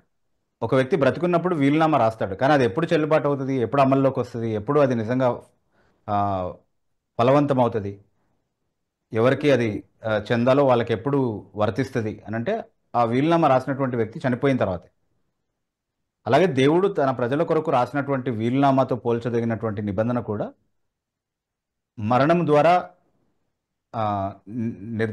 అదేంటి దాన్ని అమల్లోకి తీసుకురావడం జరిగింది అన్నటువంటి ఒక పోలిక, ఒక ఒక కంపారిజన్ని చూపిస్తూ అంటే మనకు తెలిసినటువంటి ఎగ్జాంపుల్స్ నుండి దేవునికి సంబంధించినటువంటి ఒక విషయాన్ని వివరించే ప్రయత్నం అక్కడ హెబ్రీ గ్రంథకర్త చేస్తూ ఉన్నాడు. సో కాంటెక్స్లో అది చాలా క్లియర్గా అర్థమవుతోంది. పాత నిబంధనలో కూడా అదేంటి జంతువుల బలి ద్వారా దేవుడు అన్నిటినీ పవిత్రపరుస్తూ వచ్చాడు. అంటే ధర్మశాస్త్ర సంబంధమైనటువంటి విషయాలన్నింటినీ కూడా పవిత్రపరుస్తూ వచ్చాడు. అది పాత నిబంధన అమలు చేయడానికి దేవుడు ఎన్నుకున్నటువంటి విధానం. అయితే అది ఛాయగా ఉన్నటువంటి మరణం, అసలు మరణానికి. అది కొత్త నిబంధనలో యేసుక్రీస్తు ప్రభు మరణం ద్వారా చేయబడినటువంటి చిందించబడినటువంటి రక్తం ఏదైతే ఉందో దానికి ఛాయగా ఉన్నటువంటి రక్తం. సో పాత నిబంధన అంతా కూడా ఛాయగానే ఉంది, కొత్త నిబంధనలో అసలుది ఉంది. అంటే యేసుక్రీస్తు ప్రభు నిజంగా నెరవేర్పుగా ఉన్నాడు అన్ని విషయాలకి. సో ఆయన మరణము కొత్త నిబంధనను నిజంగా అమలు చేసి మనకు వర్తింపజేసింది అన్నటువంటి భావంలో చెప్పబడినటువంటి మాట అనమాట. Okay, so yeah, I think I try to make sense in what I said. ఇంకా ఫర్దర్ క్లారిటీ ఏదైనా కావాల్సి వస్తే మళ్ళీ అడిగితే నేను చెప్తాను. తర్వాత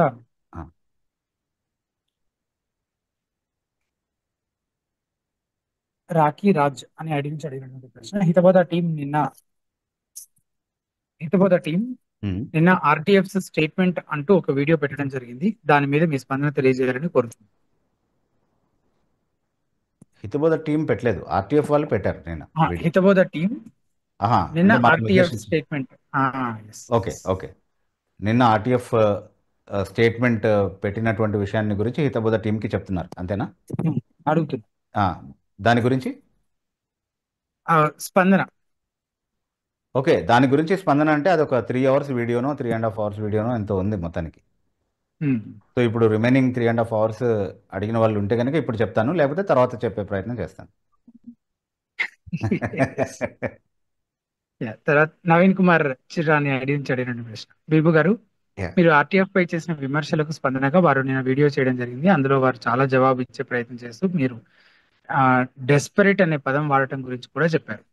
అంతేకాకుండా క్రైస్తవ ప్రేమ అంటూ వారిని సమర్థించుకున్నారు. అసలు క్రైస్తవ ప్రేమ అంటే ఏమిటి, క్రైస్తవ ప్రేమ మనం ఏ విషయంలో కలిగి ఉండాలి, కాస్త వివరించగలరు?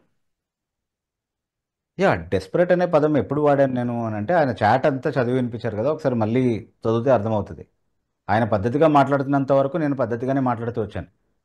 ఆయన ఎక్కడైతే టోన్ మారిందో అక్కడ నేను కూడా టోన్ మారాల్సి వచ్చింది. ఎందుకంటే జాన్ క్రిస్టోఫర్ గారితో పర్టికులర్గా అలా మాట్లాడితేనే ఆయనకు అర్థమవుతుంది అన్నది ఆయన గురించిన అభిప్రాయం, నాకున్నటువంటి వ్యక్తిగత అభిప్రాయం. అది సరైనది అవ్వచ్చు, సరైనది కాకపోవచ్చు, కానీ కొంతమందికి వాళ్ళ టోన్లో మాట్లాడితేనే అర్థమవుతుంది అనేది నాకు ఉన్నటువంటి అభిప్రాయం. అది జాన్ క్రిస్టోఫర్ గారి గురించి నాకు ఉన్నటువంటి అభిప్రాయం. సో ఆయన టోన్ మారినప్పుడు, ఆ టోన్ అంటే దాన్ని కూడా ఏదో వెటకారంగా ఏదో చెప్పబోయారు దాంట్లో. ఆయనకి ఏదో ఎలా వినిపిస్తుంది అసలు, వాయిస్ వినిపించిందంట ఏదో, అంటే రైటింగ్లో ఉండే టోన్ గురించి ఉన్నటువంటి అవగాహన లేని స్థితిలో ఆయన ఉన్నారా ఏంటి అనేది తెలియదు. మరి ఆయనకు అర్థం కాని విషయాలు టీంలో ఉన్నటువంటి ఇతరులు అర్థం చేసుకోవడానికి సహాయపడతా ఉన్నారు ఆయనకి, నిన్న చూశాను నేను. సో ఈ విషయంలో కూడా ఆయన కొంచెం సహాయం చేస్తే ఆయన అర్థం చేసుకుంటారేమో టోన్ అంటే దేన్ని అంటున్నాను నేను.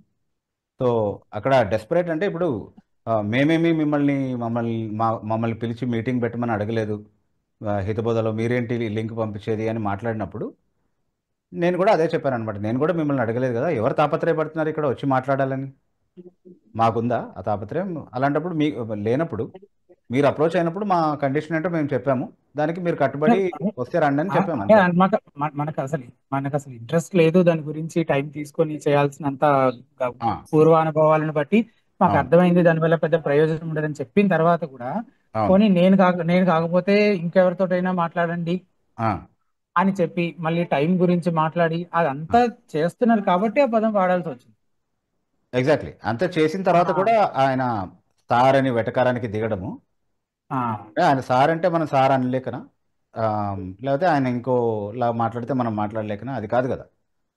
అంటే ఆయన పద్ధతిగా మాట్లాడి ఉంటే పద్ధతిగానే మాట్లాడి ఉండేవాళ్ళము. ఇప్పటికి కూడా చెప్పిన ఏ మాట విషయంలో నేను రిగ్రెట్ అవ్వట్లేదు. So I stand by everything that I said. అది ఇంకా అయితే క్రైస్తవ ప్రేమ గురించి ఏదో ఒక ఆస్పెక్ట్ అడిగారు బ్రదర్. అదే మనము మొదటి కొరింథీ పత్రిక 13వ అధ్యాయంలో ప్రత్యేకంగా ప్రేమ గురించినటువంటి విషయాన్ని చదువుతా ఉన్నాము. అందులో ప్రేమ సత్యమునందు సంతోషిస్తుంది, love rejoices in truth, love rejoices not in iniquity but in truth. దుర్నీతి అందు ఆనందించదు కానీ సత్యమునందే ఆనందిస్తుంది ప్రేమ అని క్రైస్తవ ప్రేమను నిర్వచిస్తూ చెప్పారు అక్కడ. ఓకే, సో సత్యమునందే ఆనందించేది ప్రేమ. ఎక్కడ రాజీ పడేటటువంటి తత్వం కనబడుతుందో దాంతో రాజీ పడకుండా సత్యం కోసమే నిలబడేది ప్రేమ. అయినను నాకు నీలో ఒక లోపం కనబడుతుంది అని యేసుక్రీస్తు ప్రభు ఆ యవనస్తుడితో చెప్పినప్పుడు యేసు అతన్ని చూసి అతన్ని ప్రేమించి ఆ మాట చెప్పాడు అని చదువుతా ఉన్నాం మనం.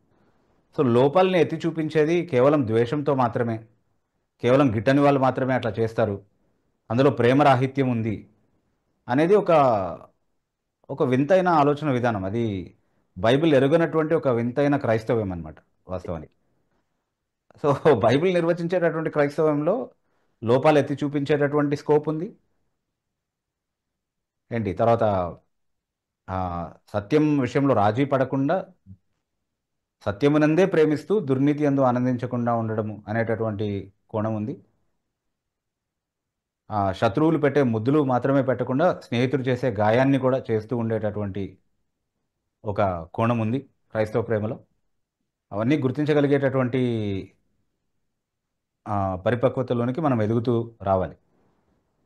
అంతేగాని సాత్వికత అంటే ఇంకా కూర్చోమంటే కూర్చోవడం, లేవమంటే లేవడం, అది కాదు. ప్రేమ అంటే ఇంకా ఎప్పుడు బుజ్జగించడం, మృదువుగా మాట్లాడడం, మంచి టోన్లో మాట్లాడడం, అది మాత్రమే కాదు ప్రేమ అంటే. అవతల వ్యక్తి మేలు కోరి, లేకపోతే ఎవరినైతే ప్రేమిస్తున్నామో వారి మేలు కోరి. నేనైతే సంఘం యొక్క మేలు కోరుతున్నాను కాబట్టి సంఘానికి ఎక్కడైనా నష్టం కలిగిందని అనుమానం కలిగినప్పుడు ఖచ్చితంగా సంఘం కోసం నిలబడతాను, మాట్లాడతాను. నేను ఒక్కడినే అట్లా చేస్తున్నానని చెప్పట్లేదు. అలా చేసే వాళ్ళు అందరూ, దైవజనులు అందరూ అట్లాగే చేస్తారు, దేవుని బిడ్డలు అందరూ అట్లాగే చేస్తారు, ప్రతి తరంలో అట్లాగే చేస్తూ వచ్చారు. ఈ తరంలో ఉన్నటువంటి దేవుని బిడ్డలందరూ కూడా అదే పరిచర్యలో ఉన్నారని నేను నమ్ముతున్నాను. నేను కూడా అదే చేస్తున్నాను. బేసిక్లీ అది క్రైస్తవ ప్రేమ అని నేను అనుకుంటున్నాను. డెఫినెట్లీ అది ఎందుకు కాదో ఎవరైనా చెప్పొచ్చు. ఎస్, కిషోర్ అనే అడిగిన ప్రశ్న, చెవిటి దయ్యానికి ఎలా వినబడింది? మార్కు 9:25. జనుల గుంపు గుంపు కూడి తన యొద్దకు పరిగెత్తుకుని వచ్చుట యేసు చూసి, మూగవైన చెవిటి దయ్యమా, వారిని వదిలిపోము, ఇక వానిలో ప్రవేశింపవద్దని నీకు ఆజ్ఞాపించుచున్నానని. చెవిటి దయ్యం అంటే దయ్యానికి చదవగానే అంటే దయ్యం చెవిటిదని కాదు దాని అర్థం. అంటే ఆ దయ్యము కలగజేసినటువంటి రుగ్మత ఏంటిదో దాన్ని బట్టి దాన్ని ఐడెంటిఫై చేయడం అనేది జరిగింది. ఎవరినైతే ఆ దయ్యము ఆవహించిందో ఆ వ్యక్తిలో మూగతనము, చెవిటితనము కలగజేసింది కాబట్టి దాన్ని మూగదయ్యం అని, చెవిటి దయ్యం అని పిలిచారు తప్ప దయ్యం చెవిటిది అని కాదు దాని అర్థం. Okay, right. I hope that clarifies. Mark 13:14 నుంచి కూడా ఒక ప్రశ్న అడుగుతున్నారు. మరియు నాశనకరమైన ఏ వస్తువు నిలవరాని స్థలము నిలుచుట మీరు చూసినప్పుడు దీనిలో నిలవరాని స్థలము అంటే 3వ మందిరమేనా? ఎస్, అంటే ఇప్పుడు ఇది షల్ వి జస్ట్ ట్రై లూకాసు వార్త 21వ అధ్యాయం 17వ వచనం తొందరగా ఒకసారి తీసి చూడగలరా యశ్వంత్ గారు?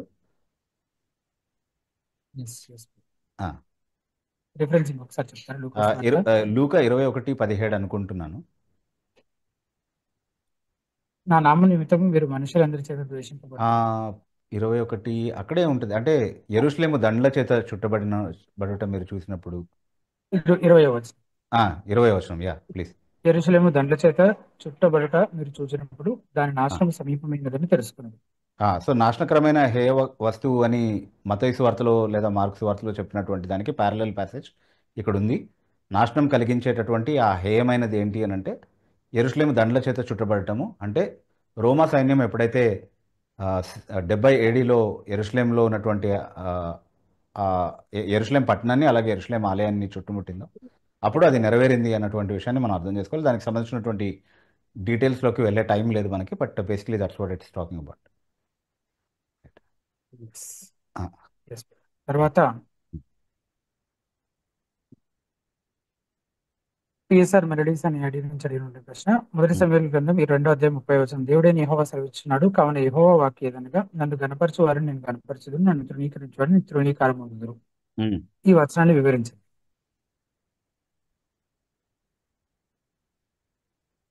What was the reference? మొదటి సమయంలో 2:30. అంటే మొదటి సమూయేలు 2వ అధ్యాయంలో సందర్భము ఏలీ కుమారులకు అలాగే సమూయేలుకి మధ్యలో ఉన్నటువంటి కాంట్రాస్ట్ అన్నమాట. అంటే సమూయేలుని ఎలాగైతే దేవుడు తన పరిచర్యార్థమై తన నామ మహిమార్థమై నిలబెట్టబోతున్నాడో అలాగే ఎలాగైతే ఏలీ కుమారులు అవిధేయత చూపించడం కారణంగా ఏలీని తన గృహాన్ని దేవుడు కూలద్రోయబోతున్నాడో చెప్తూ తనను గణపరచలేదు, గౌరవించలేదు కాబట్టి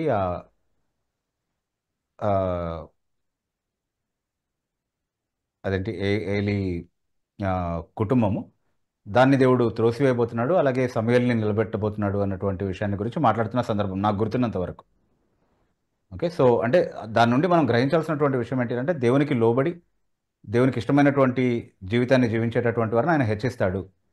ఎవరైతే ఆయనకి లోబడి జీవించకుండా ఆయన మార్గానికి వ్యతిరేకంగా తిరుగుబాటు చేసి జీవిస్తారో వాళ్ళతో ఆయన దానికి తగినట్టుగా వ్యవహరిస్తాడు, వాళ్ళని దండిస్తాడు, శిక్షిస్తాడు అన్నటువంటి భావం ఖచ్చితంగా వస్తూ ఉంది అక్కడ.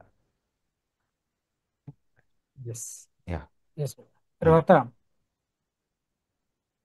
ఆర్తి అని అడిగినటువంటి ప్రశ్న, greetings, when you were given the opportunity to talk with the RTF people you did not go. Did Sai Krishna also played a big brother role? Is that the reason you did not go to that platform? According to John Christopher Garu, he's saying Edward Williams Garu asked apologists, so why still you are behind his prophecies videos? Ya సి సాయి కృష్ణ గారితో మాట్లాడతానని చెప్పింది నేనే వాస్తవానికి. So ఆయన big brother role play చేస్తారు అని చెప్పడం నా ఉద్దేశం కాదు, కానీ వాళ్ళ ప్లాట్ఫామ్లో వాళ్ళు ఎప్పుడు అప్పర్ హ్యాండ్ ప్లే చేసే ప్రయత్నం చేస్తారు అని చెప్పాను నేను. ఓకే, సో ఎందుకంటే అక్కడ ఎలా డీల్ చేయబోతున్నారు అన్నటువంటి విషయం నాకు తెలియదు బేసికలీ, బట్ ప్రీవియస్ ఎక్స్పీరియన్స్ సరిగా లేకుండింది. Of course that was because of John Christopher's presence. Okay, so ఆ కాంటెక్స్లో వచ్చినటువంటి డిస్కషన్ అదేమి పర్టికులర్గా నేను సాయిని ఉద్దేశించి చెప్పినటువంటి మాట కాదు. అలా స్ట్రిక్ట్లీ నా మాట అండ్ ఒకవేళ మనం హితబోధ ప్లాట్ఫామ్ పైన ఒకవేళ ప్రోగ్రామ్ టెలికాస్ట్ హోస్ట్ చేయబడి ఉంటే సాయి కృష్ణ గోమటం గారితో ఆ చర్చ జరిగి ఉండేది, చాలా సామరస్యంగానే జరిగి ఉండేది కూడా. ఎస్, ఎందుకంటే సాయి గారు నాతో చాలాసార్లు మాట్లాడి నాకు వ్యక్తిగతంగా కూడా ఆయన తెలుసు. అంటే ఒక పర్టికులర్ ఎన్వైరన్మెంట్లో ఇప్పుడు జాన్ క్రిస్టోఫర్ గారు ఉండి ప్రొవోకేటివ్గా మాట్లాడుతూ ఉంటే డెఫినెట్లీ ఆయన పక్షంగా ఉంటూ ఆయన సైడ్ తీసుకొని మాట్లాడాల్సి వస్తుంది ఆయన, కాబట్టి అలా తటస్థంగా ఉండటమో లేకపోతే ఆయన వైపు మాట్లాడటమో ఏదో ఒకటి చేయాల్సి వస్తుంది. కానీ if it was just me and Sai with just moderators in our platform, it would have definitely been a different scene all together.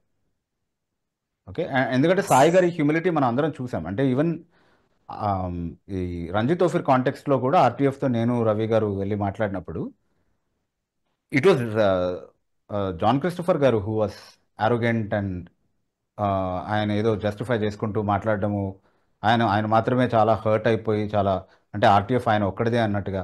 Sai కూడా ఆర్టీఎఫే కదా, కానీ ఆయన చాలా హంబుల్గా నేను బ్రదర్ ఇన్ క్రైస్ట్ అన్నటువంటి పదము ఇంత తప్పుడు అర్థాలకి దారితీస్తుంది అని నేను ఊహించలేకపోయాను. అలా అయితే నేను డిఫరెంట్ వర్డ్స్ వాడుండేవాడిని, I would have made different choice of words అని చాలా హంబుల్గా తన స్టాండ్స్ని ఆయన చెప్పడం జరిగింది, which is such a blessing actually to hear that. Actually అది చాలా హంబుల్ స్టాండ్స్. అంటే ఆయన అప్రోచ్ అయ్యే విధానం మనకు తెలుసు, అది అందరికీ వెల్కమింగ్గా ఉంటుంది. అంతేగాని నువ్వు ఇష్టం వచ్చినట్టు వెటకారాలు మాట్లాడుతూ ప్రొవోకేటివ్ టాక్ చేస్తూ అయినా అందరూ నిన్ను సహించాలి, నిన్ను భరించాలి, నీకు క్రైస్తవ ప్రేమ చూపించాలి అంటే అది ఇప్పుడు ఈ వీడియోలో ఇప్పుడు పెట్టిన వీడియోలో కూడా మిగిలిన వాళ్ళందరూ ఆయన ఏదో పట్టుకొని వెనక్కి లాగటం ఆ పని చేస్తా ఉన్నారు. ఆయన నేను బాధపడుతున్నాను, నన్ను ఆపొద్దు, నేను బాధపడద్దా, నన్ను ఆపొద్దు అన్నట్టు అది సీనే కనబడతా ఉంది అక్కడ తప్ప. అది నా బాధ అవుతుంది, నా బాధ మీకెట్లా తెలుస్తుంది అన్న ధోరణిలో ఆయనని. అదే నేను కావాలంటే వేరే వీడియో చేయలేనా, ఆర్టీఎఫ్ లేకుండా వీడియో చేయలేనా అని అంటే ఎవరొద్దన్నారో ఎవరు ఆపారో మరి తెలీదు. బట్ స్ట్రైట్ గా క్వశ్చన్ కి ఆన్సర్ అయితే ఖచ్చితంగా హితబోధ ప్లాట్ఫామ్ లో అది వాళ్ళు హోస్ట్ చేయడానికి ఒప్పుకొని ఉంటే అది జరుగుండేది. సాయి కృష్ణ గోమటం గారు అండ్ మొండితోక సుధాకర్ అన్న తోటి జరుగుండేది అది. అండ్ మాస్టర్ యశ్వంత్ గారు నేను యువతల నుంచి మాట్లాడుండేవాళ్ళు. అండ్ అపాలజీస్ విలియమ్స్ గారు అపాలజీస్ చెప్పిన తర్వాత కూడా ఎందుకు వాళ్ళ ప్రొఫెసీ వీడియోస్ పట్టుకొని వాళ్ళు ఎమ్మడబడుతున్నారు అనేది నాకు అపాలజీస్ చెప్పిన తర్వాత కూడా నేను ఎందుకు ప్రొఫెసీ వీడియోస్ విషయంలో వెనక్కి తగ్గట్లేదు అన్నదానికి నాకు ఒక ఎక్స్ప్లెనేషన్ ఉంది, అది పదే చెప్తూ వచ్చాను నేను. కానీ వాళ్ళు పబ్లిక్ ప్లాట్ఫామ్ లో కూడా ఎక్కడో అపాలజీస్ చెప్పారని చెప్తున్నారు. ఇన్నిసార్లు అది చెప్తున్నారే తప్ప ఒక్కసారి కూడా అది చూపించలేదు. మరి ఉండుండొచ్చేమో, నేను అదేం లేదు వాళ్ళు అబద్ధాలు ఆడుతున్నారని చెప్పట్లేదు ఈ విషయంలో. ఉంటే అది బయట పెడితే అందరికీ హెల్ప్ఫుల్ గా ఉంటది కదా. తర్వాత ఎంత మేరకు అపాలజీస్ చేశారు. తప్పేమో పబ్లిక్ గా యూట్యూబ్ లో వీడియోలో పెట్టి తప్పు ప్రచారం చేసి, తప్పేమో పబ్లిక్ గా చేసి బయట రచ్చ చేసి, ఒప్పుకోవటం ఏమో రహస్యంగా ఎక్కడో ఒక 100 మంది 200 మంది ఎంతమందికి గ్యాదర్ అయ్యారో అక్కడ ఎంతమంది నిజంగా అది విన్నారు, ఆర్టీఎఫ్ టీం వాళ్ళకే చెప్పారా లేకపోతే ఇంకా ఎంతమందికి చెప్పారనేది అసలు ఎక్కడ ఏ విషయంలోనూ క్లారిటీ ఇవ్వట్లేదు. ఎప్పుడు జరిగింది మీరు ఆ మాట అంటే కొంతమంది వాళ్ళు ఏమంటారంటే అది బయట పెట్టింది మీరు కదా, పబ్లిక్ చేసింది మీరు కదా, ఒక ప్రైవేట్ కాన్వర్జేషన్ అని అంటారు. కానీ మనం అంటుంది ఏంటి అని అంటే అసలు 2014లో 2019లో మోదీ గారు గెలుస్తారు అన్నటువంటి ప్రవచనము అన్న చిత్రీకరణ ఏదైతే చేశారో అది పబ్లిక్లీ చేశారు. అది మన ఇష్యూ బేసికలీ. అసలు ఈ పోరాటాన్ని అర్థం చేసుకోవాలంటే వీక్షకులు ఖచ్చితంగా అర్థం చేసుకోవాల్సింది ఏంటి అంటే మేము ప్రవక్తలము లేదా దేవుడు మాతో మాట్లాడతాడు అని ఎవరు చెప్పినా వాళ్ళకి మేము వ్యతిరేకమే, ఎందుకంటే అది వాక్య విరుద్ధమైనటువంటి విషయం. అలాగే సంఘం పైన గ్రిప్ సాధించాలని ఎవరైనా ప్రయత్నం చేస్తూ ఉంటారు. కాబట్టి అలా చెప్పిన వారికి ఎప్పుడు మేము విముఖంగానే ఉంటాం, వాళ్ళని ఎక్స్పోజ్ చేసే పనిలో ఖచ్చితంగా ఉంటాము. అది మా ప్రైమరీ కన్సర్న్. ఎడ్వర్డ్ విలియమ్స్ కాదు మా ప్రైమరీ కన్సర్న్. అంతకు మించి ఇంకా ఆర్టీఎఫ్ వాళ్ళతో దీనికి వేరుగా దీనికి మించి ఇంకేం లేదు అసలు ఆర్టీఎఫ్ వాళ్ళు. యా అంటే అఫ్ కోర్స్ అంత మన డాక్టర్నల్ స్టాండ్స్లో ఏకీభవించేటటువంటి వాళ్ళు ఆ ప్లాట్ఫామ్లో కూడా ఉన్నారు. ఎస్ అట్లీస్ట్ వాళ్ళ ఓన్ క్లెయిమ్స్లో అది ఎంతవరకు ఎంత ఎక్స్టెంట్ వరకు అనేది మనకు తెలియదు, మనం డీప్గా స్టడీ చేయలేదు. కానీ మనం ప్రొఫెస్ చేసేటటువంటి అదే విషయాల్ని నమ్మేటటువంటి సహోదరులు అందులో ఉన్నారు అనేది వాళ్ళ ఓన్ కన్ఫెషన్ని బట్టి మనకు తెలిసినటువంటి విషయం.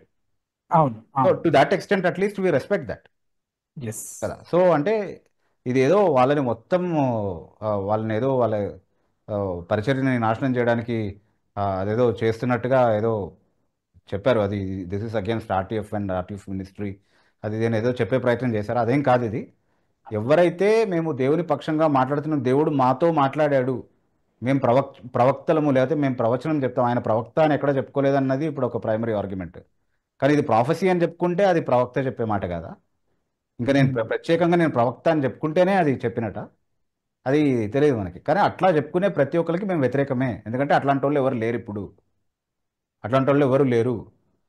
దేవుడు మాత్రమే కాదు, దురాత్మ కూడా వచ్చి ఆయనతో మాట్లాడినట్టుగా ఆయన చెప్పినటువంటి మాటలు ఉన్నాయి. ఇప్పుడు ఒక్కొక్కటి తీస్తే నేను ఎక్కువ ప్రవోక్ చేయొద్దు, అందుకే దేన్ని కూడా తెగేదాకా లాగొద్దు. ఒక్కొక్కటి అన్ని తీస్తే ఇక అది అంటే ఈ ఈ రకమైనటువంటి పరిచర్యలు ఏవైతే ఉన్నాయో వీటిని ఖచ్చితంగా డిస్ట్రాయ్ చేయాలి అన్నది, అంటే ఆర్టీఎఫ్ని కాదు నేను అనేది, అంటే ప్రవచనం ప్రాఫెసీ మినిస్ట్రీస్ అని ఏవైతే చెప్పుకుంటూ తిరుగుతున్నారో దేవుడు మాకు చెప్పాడని, అట్లాంటి కోణం ఏదైతే ఉందో కొందరు మినిస్ట్రీస్లో, దాన్ని ఖచ్చితంగా డిస్ట్రాయ్ చేస్తాం. ఎందుకంటే అది వాక్యానుసరమైనది కాదు. We will definitely do everything within our power to expose that అంటే show that it is unbiblical. Yes, ఎందుకంటే అది మా సోలా స్క్రిప్చర్ స్టాండ్కి వ్యతిరేకం. యా బిబు గారు ఒక 3 questions 2 minutes. Okay. NCR Elisha white music అని అది నుంచి ఒక 2 సలహాలు పెట్టారు. I'm a Hithabodha follower. It is good to us and all. Don't make counter videos. This is my request sir only, not my command. Please try to understand sir. Bibu garu and Yashwant sir. And ఇంకొక post లో, Yashwant sir please consider my request. A theology student, I can understand your standard, but common people don't understand your counter videos. It is better to give up about RTF. అంటే actually మన వెల్విషర్గానే పెడుతున్నటువంటి suggestion ఇది, and మంచి మంచి టోన్లో చెప్తున్నారు. We appreciate that. కానీ దీనికి ఏమీ జవాబు చెప్పకుండా వదిలిపెడితే అది ఎలా ఉంటుంది అని అంటే, ఇంకా జాన్ క్రిస్టోఫర్ గారు భయపెట్టి చేశారు. ఆల్రెడీ భయపడుతున్నారా అన్నటువంటి మాటలు వచ్చాయి అక్కడి నుంచి. ఇంకా భయపెట్టి సక్సెస్ఫుల్లీ బెదిరించి కూర్చోబెట్టారు హితబోధ వాళ్ళని. సక్సెస్ఫుల్లీ హితబోధ వాళ్ళు రాంగ్, ఆర్టీఎఫ్ రైట్ అని ఎస్టాబ్లిష్ చేసుకోగలిగారు అన్నటువంటి ఇంప్రెషన్ వచ్చే ప్రమాదం ఉంది.